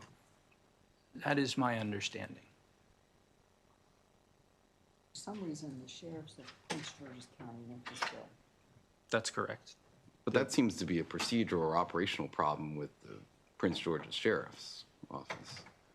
Because this just seems very redundant to what's already understood to be current statute, right? I think, as the chair referenced, the sponsor of the bill in the House has explained that the Prince George's County Sheriff's Office is requesting this provision, this language, in order to clarify the authority that they have to use force in executing this emergency petition. But this is not just a Prince George's bill. That's correct. Statewide. So we're doing a statewide bill to fix a Prince George's problem? Would you like to hold the bill, Senator Lamb? It was personal. I was just looking. It's a number of unfavorables.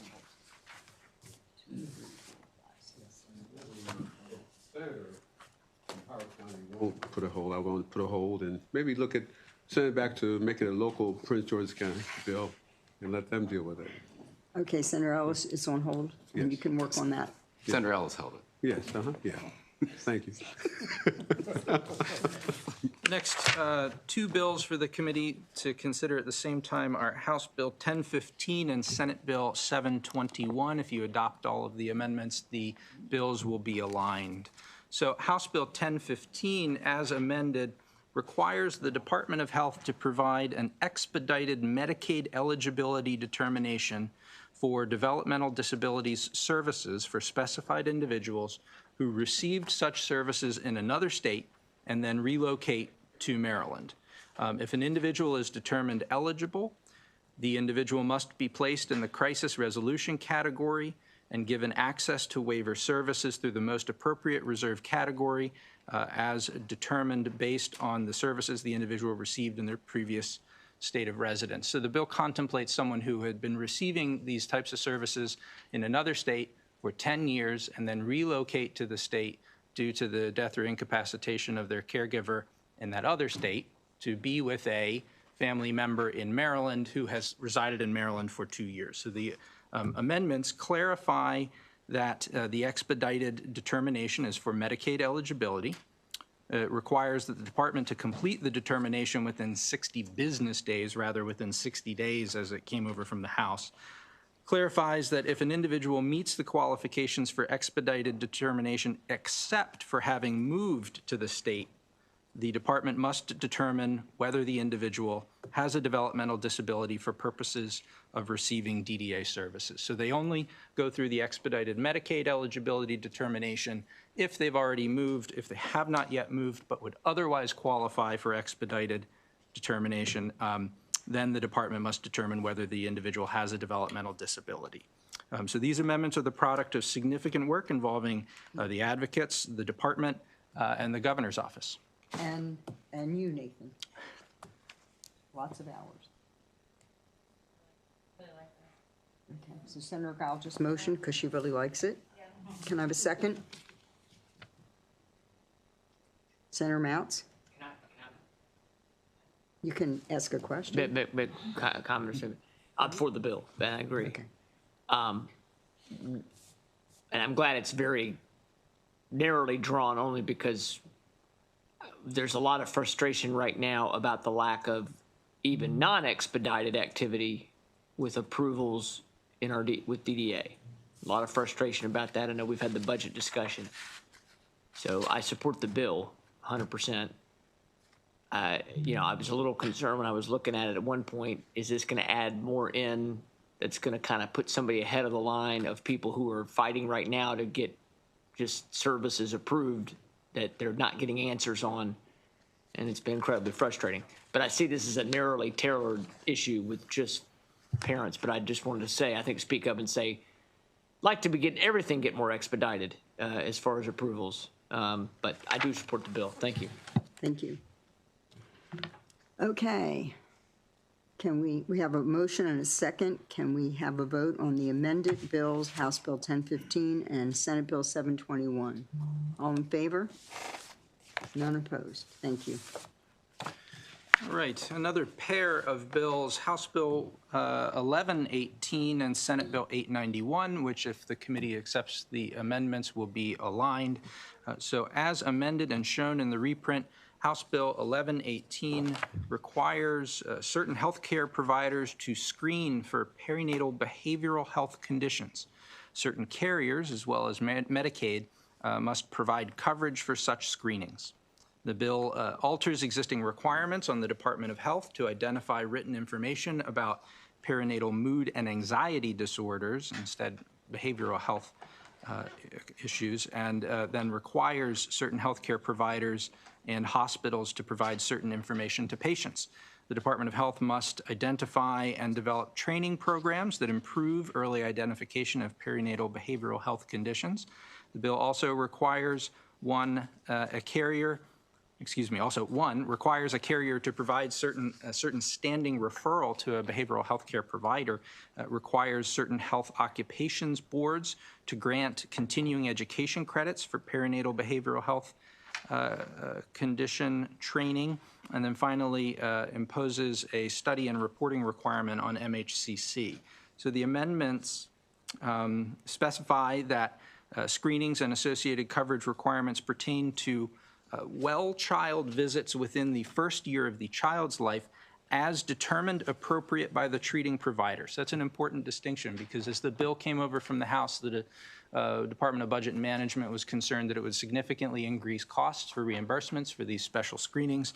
But with this amendment, DBM believes that there will be no additional costs. The amendments also make a conforming change to the required report and align the effective dates for provisions related to coverage and screening requirements. Thank you, Nathan. We're favorable on both bills. Thank you, Senator Gall. Can I have a second? Senator Kramer? All in favor of House Bill 1118 and Senate Bill 891 as amended? Unanimous vote? Thank you. Right on to the back of the sheet. House Bill 1364 requires a center where mammography testing is performed to include in a screening results letter that is sent to the patient as required by federal law, a specified notice about breast arterial calcification If the Department of Health finds significant differences between the content of the required notices outlined in the bill and current medical evidence on breast arterial calcification, MDH may adopt regulations to change the content of the notice. The bill may not be construed to create a standard of care, obligation, or duty that provides a basis for a cause of action. There are no amendments, and there is no fiscal impact. Motion favorable, please. Senator Gao and Senator Ellis. All in favor of the Speaker's bill, House Bill 1364. Thank you. House Bill 1365 is identical to Senate Bill 892, which passed the Senate unanimously earlier this session. The bill requires certain carriers to provide coverage for the evaluation and management of menopause and menopause-associated symptoms as determined by the treating healthcare provider. There are no amendments. Motion for House Bill 1365. Senator Guile, motion. Okay, I need a second. Senator Ellis. All in favor of House Bill 1365. Unanimous vote. Okay.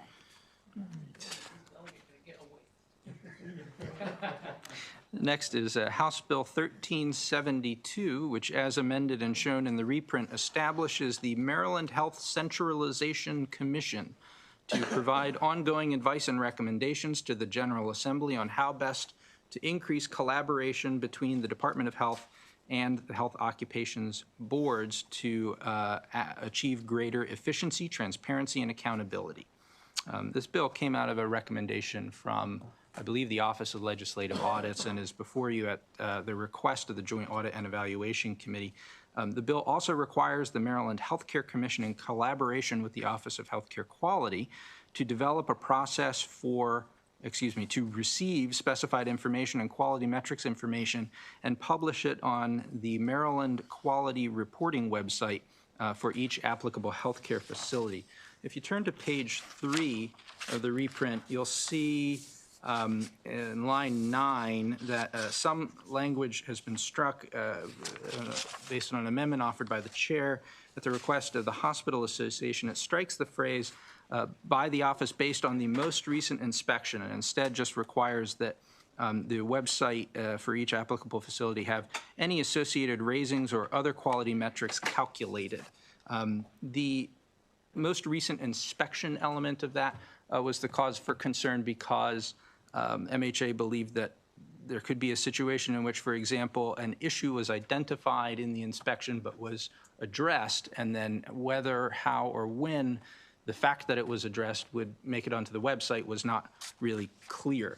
There is one additional amendment that we received this morning that the chair is offering at the request of the governor's office, and that would be on the same page to strike Roman numeral 3, which you'll see on lines 11 through 13, and that is the phrase, if applicable, a statement that the facility has not been inspected during the time frame required by statute or regulation. So OHCQ is concerned that publicly posting that evidence of noncompliance could result in either a lawsuit or investigation by the federal government, and would say that it lacks any sort of characterization about the reason for a delay, such as federal prioritization rules, staffing constraints, or complaint workload, and other factors outside of OHCQ's control.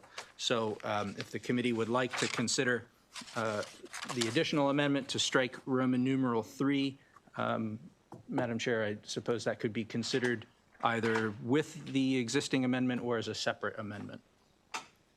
I thought it was 4. Was it 3 and 4? So if you see that Roman numeral 4 is struck in the bill as it came over from the House, making that phrase functionally Roman numeral 3. So it would be striking lines 11 through 13. Which page is that, sir? 3. Breaking 11 through 13. Correct. Senator Ellis, you have a question? Yes, quick question. Thank you, Madam Chair. So Nathan, the Maryland Health Centralization Commission. This is my first time hearing about that commission. Does this bill create that commission, or it's been around for a while? It does. No, it creates it. Okay. And what will the commission do? So the commission is to provide ongoing advice and recommendations to the General Assembly on how best to increase collaboration between the Department of Health and the health occupations boards.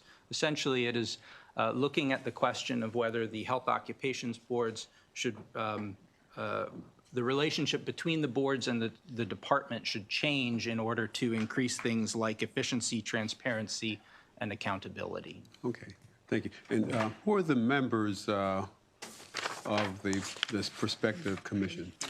So the members of the commission are outlined on page 4 of 7, beginning in subsection D. So you have one member of the Senate, one member of the House, the Secretary of Health, the Deputy Secretary for Public Health Services, and the executive directors of several boards are spelled out, and then also 3 members who are executive directors or designees of health occupations boards not otherwise represented on the commission in order to allow for a sort of broad spectrum of health boards based on the size or the other considerations. Okay. And are the members subject to Senate confirmation as we go through the executive nomination process? Okay. And who picked those additional members? Well, most, Governor? if not all, so one member of the Senate appointed by the president, member of the House appointed by the Speaker, but the other members, as I see, you know, for example, the Secretary is just a named individual. The 3 members who are executive directors or their designees of other health occupations boards are designated jointly by the health occupations boards not otherwise represented on the commission, so they would be responsible for some amount of coordination to pick those individuals. And then the any additional members appointed by the co-chairs, and then let's see who the co-chairs are. The member of the Senate of Maryland and the member of the House of Delegates appointed shall co-chair the commission. So they would be responsible for the additional members to be selected. One senator and one delegate. The co-chair of the commission. I would also point out that the bill is offered by Delegate Solomon, I believe in his capacity as the co-chair of the Joint Audit and Evaluation Committee. The bill is at the request of the Joint Audit and Evaluation Committee. So there is a Senate and a House co-chair of the Joint Audit and Evaluation Committee. Yeah. And so It's effective with the, let's see, the bill is an emergency measure. The first meeting of the commission must be on or before July 1 of this year. and when is the report due? On or before July 1 each year. Nope, that's the wrong provision, I apologize. By December, here we go. On or before December 1 each year, beginning in 2026, it shall report its findings and recommendations to the governor and the Finance Committee and the House Health Committee and the Joint Audit and Evaluation So we Committee. have an election year, we're going to appoint a senator and a delegate that are maybe running for office as of July 1, and they're going to report back By December. December 1, and there was a general election in between all that. It's interesting. No, I won't do it. yeah. And going, so I brought the questions up. Thank you for answers, very Certainly. precise. I was just concerned because of, you know, basically we had a direction that these new boards and commissions will kind of lay off on it until. Yeah, if I after recall, the election. just for context, the Joint Evaluation and Audit Committee had a series of hearings on audit findings related to health occupations boards that were disappointing, might be a good word. And so this legislation came out of that sense of disappointment. Right. And it is needed. Okay. Yeah. Well, thank you for this. Appreciate that. All right. So do I have a motion for House Bill 1372? Did we pass the Senate bill already? There was no, I don't believe there was a cross-file introduced. House Bill 1372 as amended. Senator Guile, can I have a second? Senator Lamb. All in favor of House Bill 1372 as amended? Unanimous vote, thank you. Up next, House Bill 1376, as amended, requires Medicaid and the Maryland Children's Health Program to provide a prior authorization determination regarding a transfer to a special pediatric hospital on request within 3 business days. The Department of Health must adopt regulations establishing what the bill describes as a retrospective review process for special pediatric hospitals. The regulations must provide for peer-to-peer reconsideration of a medical necessity determination made by the Department of Health or its agent on the request of the SPH, provide for retrospective review of any medical necessity determination issued by MDH or its agent denying either admission to an SPH. SPH is special pediatric hospital, by the way, or reimbursement for services provided by a special pediatric hospital, and then finally comply with the Administrative Procedure Act and provide that the retrospective review process be conducted by a licensed physician. So the amendment increases from 2 to 3 business days the time that the Department of Health has to respond to a prior authorization request moving forward, and then shifts the scope of the retrospective review process from July of 2025 back to January of 2025. There was no opposition at the hearing, and I will say that the University of Maryland, Johns Hopkins, and the Department of Health are all in agreement on these amendments. May I have a motion for House Bill 1376? Thank you. Senator Ellis and Senator Guile. And so a vote on House Bill 1376 as amended. All in favor? Thank you very much. Unanimous vote. Thank you. House Bill 1483, as amended, exempts specified individuals from licensing requirements under the State Board of Professional Counselors and Therapists under certain circumstances. So such individuals who are exempt may provide counseling services through telehealth to a client in Maryland for the purpose of providing continuity of care for up to 6 months. The bill also repeals the State Board of Professional Counselors and Therapists authorization to issue a temporary telehealth license. The amendments strike from the bill provisions related to social workers. There is no fiscal impact. May I have a motion for House, and there's no amendments, right? There are amendments, and they strike social workers from the bill. That's right. House Bill 1483. Do I have a motion, Senator Mounts? Do I have a second? Senator Guile, all in favor of House Bill 1483? Oh, Senator Lamb has a question? Yeah, no, well, just wanted to follow up on this book. I did have some questions earlier on the bill hearing. I think they were clarifying the sponsor, I think, was really helpful in being able to clarify that. And so this version, I think,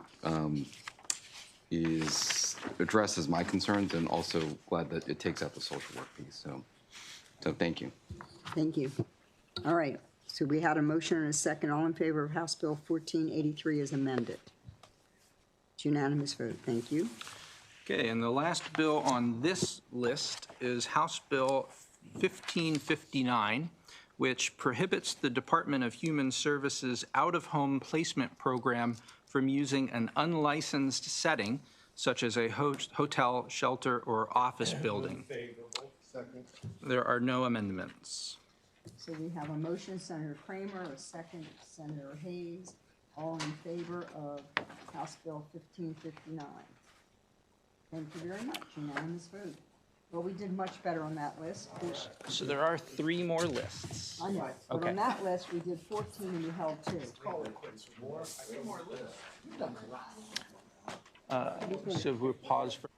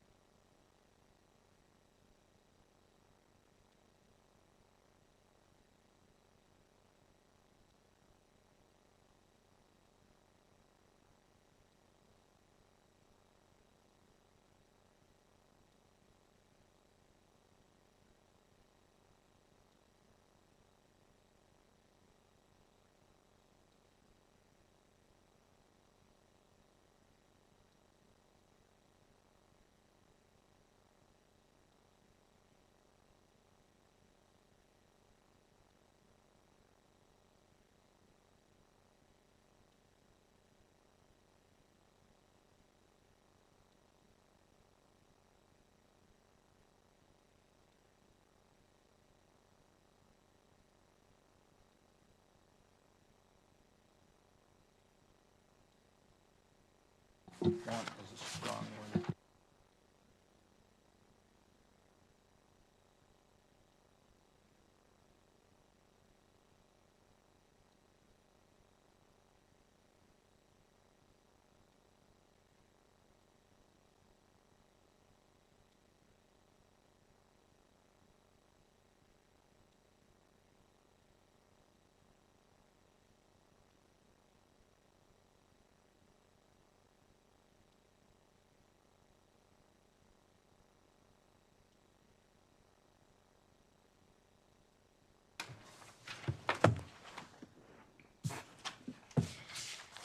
Okay, as indicated, this is voting list number 22. House Bill and page 1 of 2, starting with House Bill 38, which authorizes an individual who originates loans made by a mortgage lender and that is approved by the Commissioner of Financial Regulation to be licensed as an affiliated insurance producer mortgage loan originator under specified conditions. Any individual licensed under the bill is subject to the licensing and regulatory framework set forth in current law for other affiliate insurance producer mortgage loan originators who work for financial institutions. The bill also makes several technical and conforming changes. There are no amendments, there's no fiscal impact, there's no opposition at the committee hearing, and passed the House unanimously. Okay, all in favor of House Bill 38 with no amendments? All right, 10-0. House Bill 141, as amended, is identical to Senate Bill 84 as it passed the Senate earlier this session. The bill generally authorizes collective bargaining for a graduate assistant, which means a graduate student who is a teaching, administrative, or research assistant at the University of Maryland, College Park, or the University of Maryland, Baltimore. The bill takes effect July 1, 2028. Amendment 1 conforms the bill to its Senate cross-file. Senator Reedy. Does this bill just coming back, I know we've had it a lot. Does it reclassify them as employees or are they already classified as employees? I'm honestly asking, I don't remember what the... It does neither. Doesn't classify them as an employee. It defines what a graduate assistant is and then authorizes them to collectively bargain. I'm actually asking not for reasons of trying to mess with the bill, even though I hate the bill. It's a terrible bill. It's a bad idea. They should be thankful. The folks should be thankful they're getting paid and getting a free education. But that's not why I'm asking. How do we give collective bargaining to people who aren't employees of the place they're working? Because this is going to actually come up in athletics probably soon. So I can answer part of that. Graduate assistants enter into agreements to participate in their assistantship, so Right. then they can collectively bargain as part of the fact that they have. They're not defined as employees, but for lack of any other word, they are functioning as employees of the university. They're employed, they have responsibilities, and they have a certain pay and a certain. What would make someone an employee that's is it like they're contractors?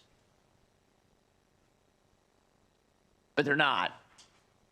Because you can't collectively bargain as a contract. Well, I mean, I assume. They're Okay. graduate assistants. So we're creating a little bit, I know other states do it, but we're creating a little bit of a, do you know if other states that have graduate assistants that collectively bargain classify them as employees? I do not know, but maybe the bill sponsor or the bill's cross-file sponsor may have an It's just answer. interesting. I do not know. I think the committee should be, we're going to vote the bill, obviously. I think the committee should be aware, this is going to keep coming up with, as it relates to athletics. So there's a lot of figuring out what to do about college sports. And there's congressional action that seems to never happen to try to give some sort of antitrust exemption or something to the colleges for major college football and basketball. But we're going to have a situation where probably the answer to some of the things that are roiling college sports would be some compromise that might include collective bargaining. But the problem with collective bargaining stuff has always been that they're not employees. So anyway, just interesting. Thank you for answering my questions. I will note that the effective date is July of 28, so we have a number of years to figure that out. It is very limited, though, to certain. It's only limited to the two campuses, the larger campuses that are more in line with the Big Ten schools that also collectively bargain. And we did pass it out of the Senate. Yes, it did pass the Senate earlier in this same posture, earlier this session. May I have a motion for House Bill? I'm sorry, Senator Hershey has a question. I'm sorry, I didn't see it. Just not to continue going back on this employee thing, but we did have an amendment that was offered on the floor. You did. I didn't offer it, but somebody did. Yeah. That said that, you know, as part of their education, they were employed at. So why is that not being, why are we not considering that? Because it's unnecessary, We, that's why. we've just had 5 minutes of conversation and nobody knows if they're an employee or not. We had 5 minutes of conversation from the minority whip. Okay. That's who gave us 5 minutes of All conversation. right, can you clarify, are they employees? And it's unnecessary because it doesn't matter what the definition is. They are graduate assistants in the definition of the bill.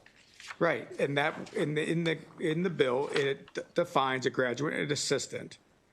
But it just says who is teaching, administrative, or research assistant. Doesn't say anything about being employed there. Can I read you something? Yes, ma'am. Paid graduate students such as research or teaching assistants, RAs and TAs, are generally considered hybrid employees, viewed as students by the university for academic purposes, but as staff for payroll, taxation, and labor rights, especially in the U.S. They are frequently classified as statutory employees under the National Labor Relations Act. Oh, there it is. So they are employees. You can turn off your microphone, we've got the answer. So my point being, if they are employees, Your then, point being is we don't need this. oh, we don't need, we pass a lot of stuff we don't need, Senator, and you know that, okay? So what's, why are you so concerned about identifying them as employees? Because it doesn't, Because it's unnecessary. unnecessary. That's the argument now. That is the If argument. something is unnecessary, we just move away from it, right? Unnecessary. I think they're employees. I would like to clarify that. I don't see why that's a problem, other than it's unnecessary. I'm sure the state appreciates. Is it necessary to define a graduate assistant?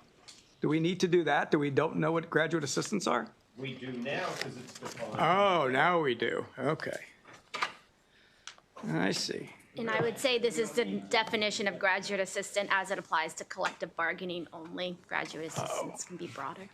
So Under a graduate statute for assistant, collective bargaining. a as it graduate applies assistant. to collective bargaining, would make sense that we solidify that they are employees so that they can collectively bargain. But the bill sponsor doesn't want to, so. I'm sorry, what?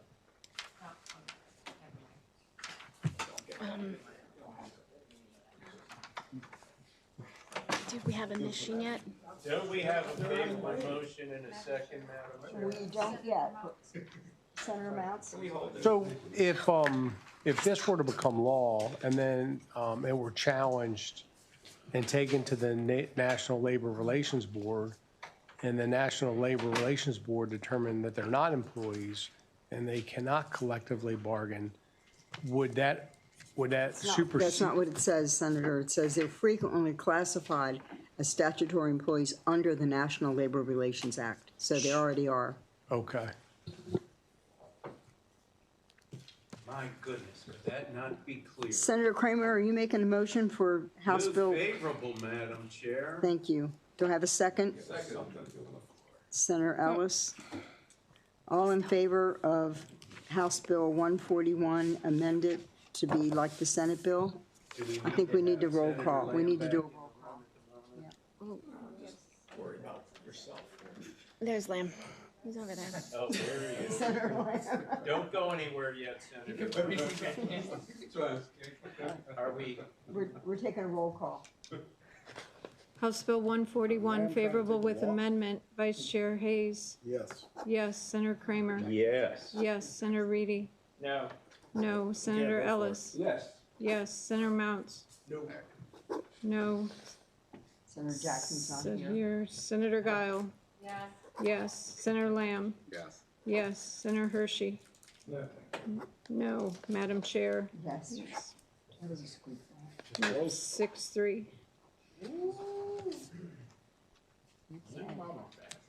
Sam wasn't in this seat when he voted. That's right, that's right. Vote that counts.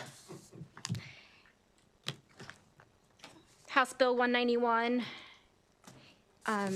establishes that for certain transactions, a merchant may not prohibit a person from making a cash payment to purchase an essential consumer good or require a person to use a credit or debit card to purchase an essential consumer good, or charge or collect a higher price than charged or collected for an equivalent cashless transaction.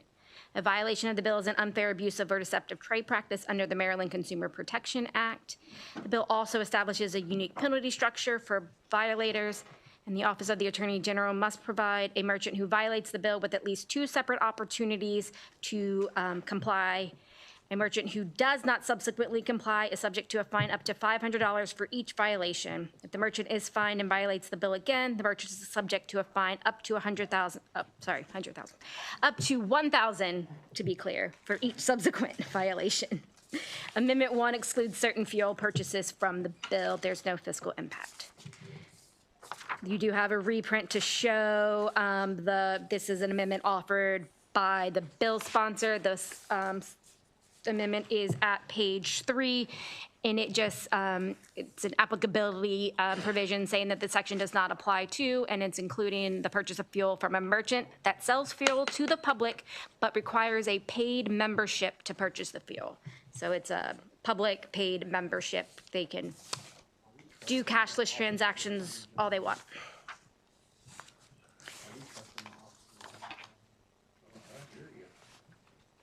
I have a motion for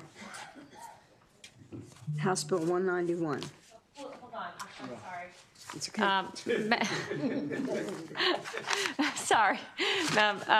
Sorry, Madam Chair. So Amber, it's my understanding that there was an amendment that was submitted by the bill sponsor that was to address some of the language that conflicts with the our favorite penny rounding bill. Did you receive that? I did not. The only amendment I received from the sponsor is the one that is presented here. Okay, can we hold this until, so we can get that over? All right, thank you very much. It's unaware. Thank you, Madam Senator Brown. Tells real retailers they have to have a cash option. They have to have a No, they have to accept cash, yes. For essential consumer goods specifically. for essential consumer goods. All right, I'm glad we're holding it. I just wasn't sure. Like, there's plenty of retailers that, for safety reasons or whatever, that don't accept cash, but So I have plenty of time to ask questions. the bill does define essential consumer good to be a food, water, personal, this is what it is, personal hygiene products, health products, and fuel. So it doesn't. So it's fairly limited to what essential consumer goods means. I will tell you, one of the senators talked to me about it, because she represents an area that's got a lot of very low income, people don't necessarily have credit cards and checking accounts. And so that was what concerned. Senator Ellis? Thank you, Amber, for talking about the essential consumer goods. Does it say that those goods can be sold anywhere, whether it's a convenience store, supermarket, or? Doesn't specify where the goods are sold, just what the goods are. So, yeah, okay. So is like someone goes to their favorite gas station to buy their fried chicken. Is that part of like a consumer goods? It's a restaurant. Easy, nothing fried chicken at the gas station. So I don't want to say the name of the gas station, but Royal Farms. Yeah. So it would apply to an in-person transaction at a retail establishment, which is an establishment that sells consumer goods to the public. So yes, it would apply to your gas station example, as long as the transaction is less than $300. Okay. Okay. So consumer goods was considered like even stuff you ordered from a fast food restaurant. Correct. Consumer good. And it also includes pet foods. Pet foods, okay. All right, thank you. You're welcome. So we've held that bill. We're going to move on to House Bill 264, maybe. House Bill 264 is a departmental bill that limits the personal information that may be collected, maintained, processed, and retained by units of state government, and requires certain personal information to be deleted or de-identified. Each unit of state government must post a privacy notice on its website as specified and designate a privacy officer. The Department of Information Technology is required to establish additional security requirements as applicable in contracts. There was no opposition at the committee hearing. And there's no Senate bill. There was no Senate bill, even though this is a departmental from the Department of Information Technology. No amendments, no opposition. Can I have a motion for House Bill 264? Did you just motion, Senator Hayes? What is GVC? Oh, that's the Government Labor and Elections Committee. That's what they decided to, yeah. GLEE. We call it prefer GLEE, but the abbreviation in the system is GVC. Senator, No, I don't, no, I was just moving favorable. yeah, that's what I wondered. Senator Giles favorable. Do I have a second? Come on. Second, Madam Senator Kramer, thank you. All in favor of House Bill 264, departmental bill. It's a unanimous vote. Thank you. Okay. This is a Howard County delegation bill. I imagine we have letters from the delegation in We do support. indeed. No opposition. There's a letter of support from the Howard County Senate delegation. Establishes a gift basket permit for alcohol Senator Lamb beverages. just moved favorable. Do I have a second? Senator Mounts? All in favor of House Bill 456? Okay, unanimous vote.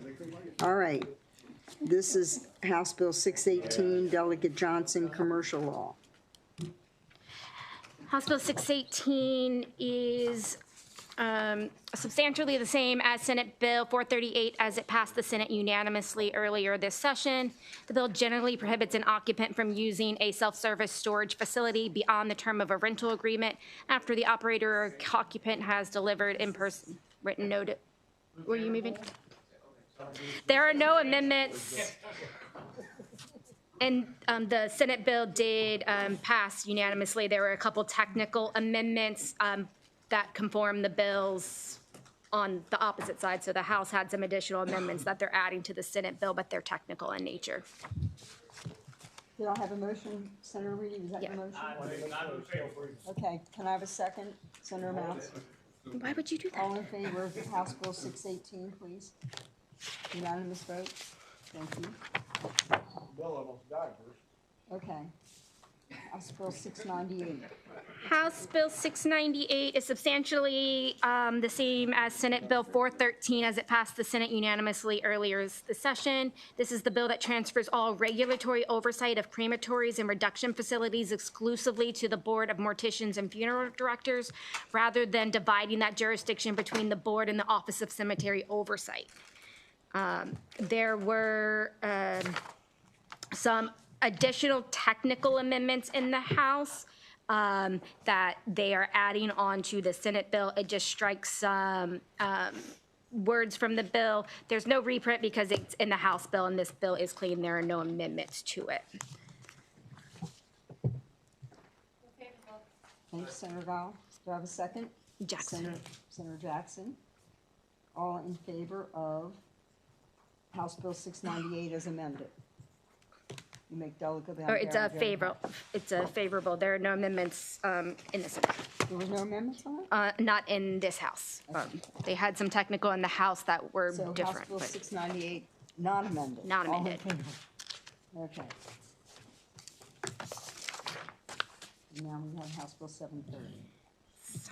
House Bill 730 is identical to Senate Bill 415, which passed the Senate unanimously earlier this session.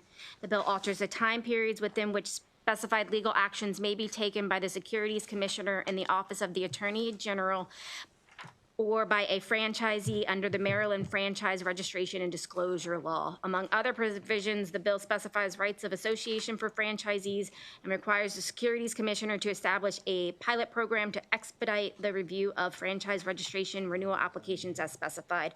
There's no opposition at the committee hearing. Okay. Senator Mouse? Thank you. Do I have a second? I bet Senator Jackson wants to second that. All in favor of House Bill 730? Thank you. All right. Turn the page over, please.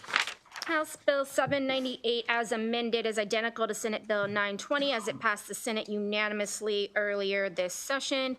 In general, the bill authorizes Commerce to allow an eligible fund manager for the small minority and woman-owned business account to retain a management fee of between 1.5 and 3% calculated as a percentage of total principal for each loan made.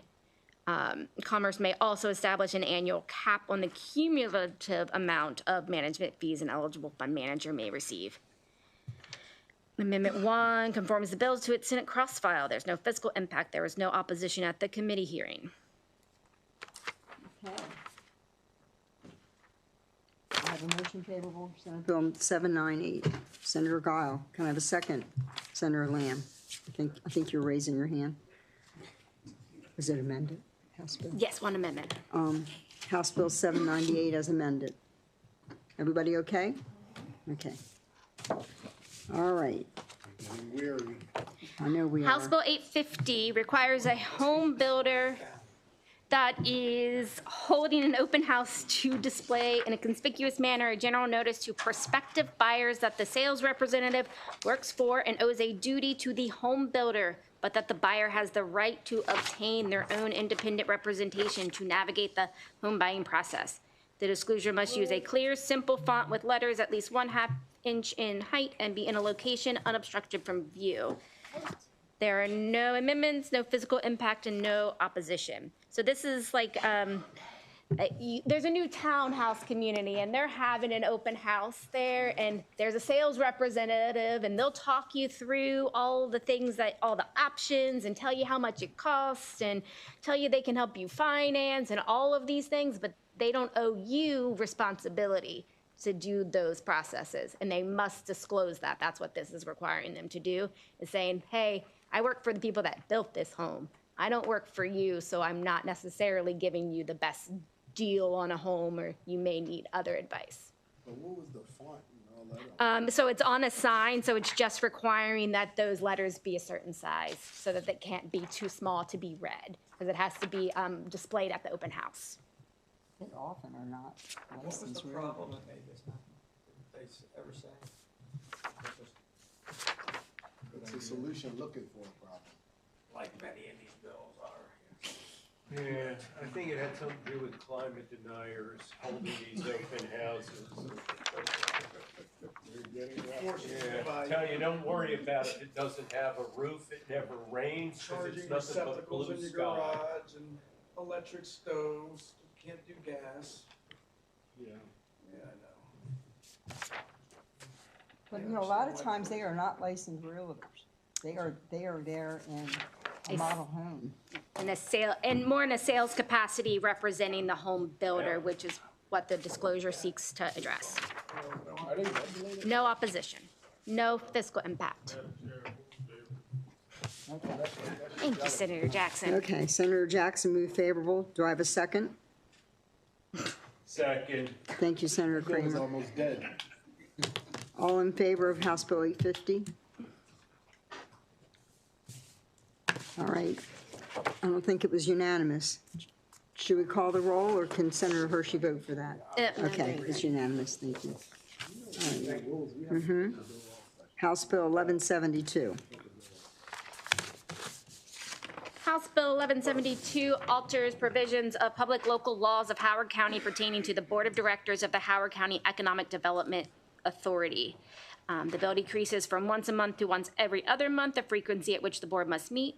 Bill repeals the requirement that the chairman of the Mid-Maryland Private Industry Council designate a county private sector representative from the council to serve as an ex officio, non-voting member of the board. It makes conforming changes. Yes, there is a letter of support from the Howard County Senate delegation. No amendments, no fiscal Thank you, impact. Senator Kramer. Who motioned first? Senator Lamb? Lamb, I think. Senator Kramer. All in favor of this good Howard County bill? Thank you. Okay. House Bill 1276 is identical to Senate Bill 816 as it passed the Senate earlier this session. The bill generally establishes the Neighborhood Social Connection and Development Program in the West North Avenue Development Authority. Move favorable. Second.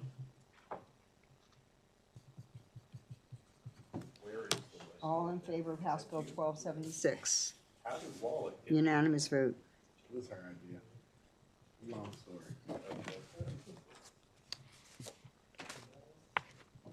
House Bill 1286, Is an Anne Arundel County bill. Alcohol We have a letter Bill. from the delegation.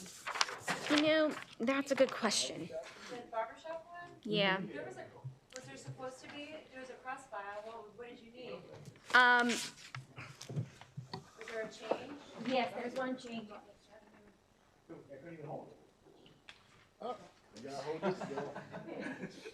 Senator Augustine says that bill that's sent over should be. Oh, no, we conformed to the did. Senate bill, so I have to check it. We voted on that.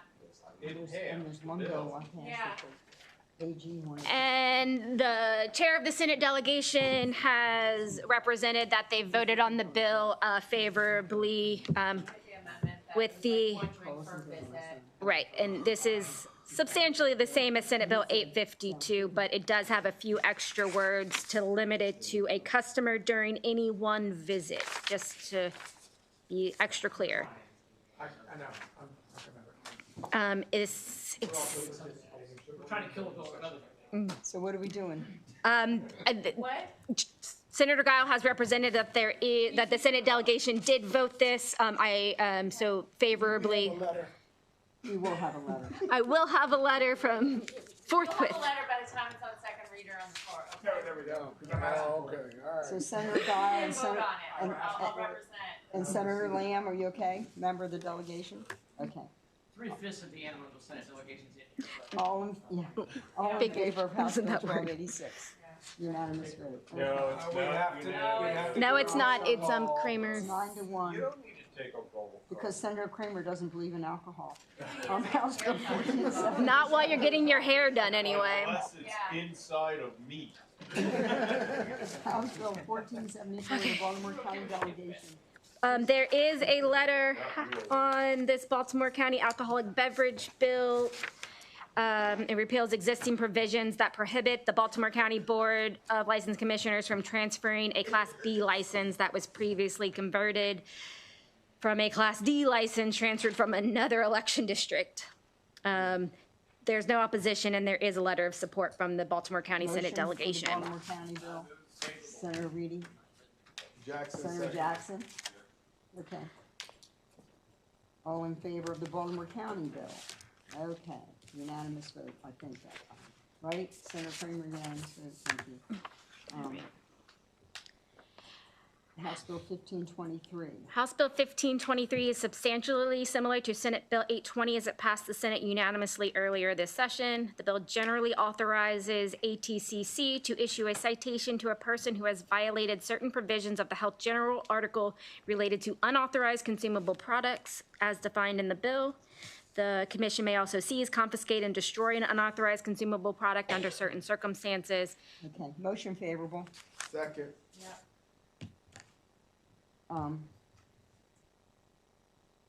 As amended. As amended. House Bill 1523 as amended. All in favor? All right.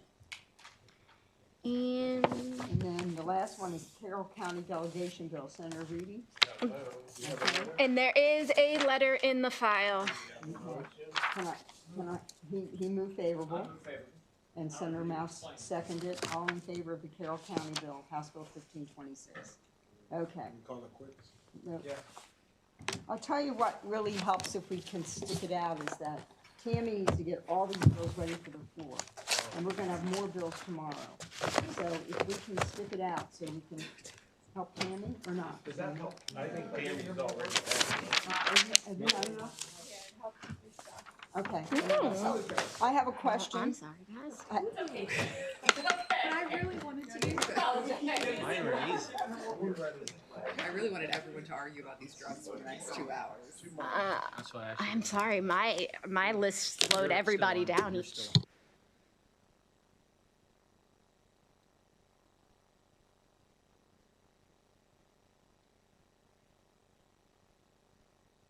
Consumer protection regulation says 10,000. It was not, sorry. The House Bill 1357, as voted by the committee, reinstated the consumer protection enforcement mechanisms and struck out the alternative $1,000 Okay, fine. I didn't see that, thank you. And then one other question, we talked about House Bill 658, and Senator Augustine says was it amended to look like the Senate bill? The amendments to, yes, align with what was done in the House on his Senate bill. Okay, so, Well, that was also. all right, well, I'm going to unhold it. Okay, so we resolved a question on House Bill 658, the Delegate Tricutian bill on the Health Forensic Review Boards. Can I have a motion favorable on House Bill 658? Thank you.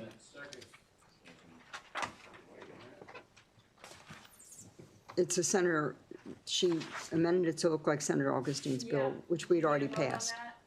Yeah, so we need a vote. We have a motion and a second on 658. All in favor? It's identical to the Senate bill. Thank you. Okay, took care of that one. So Tammy, we will stop for you. Thank you, God.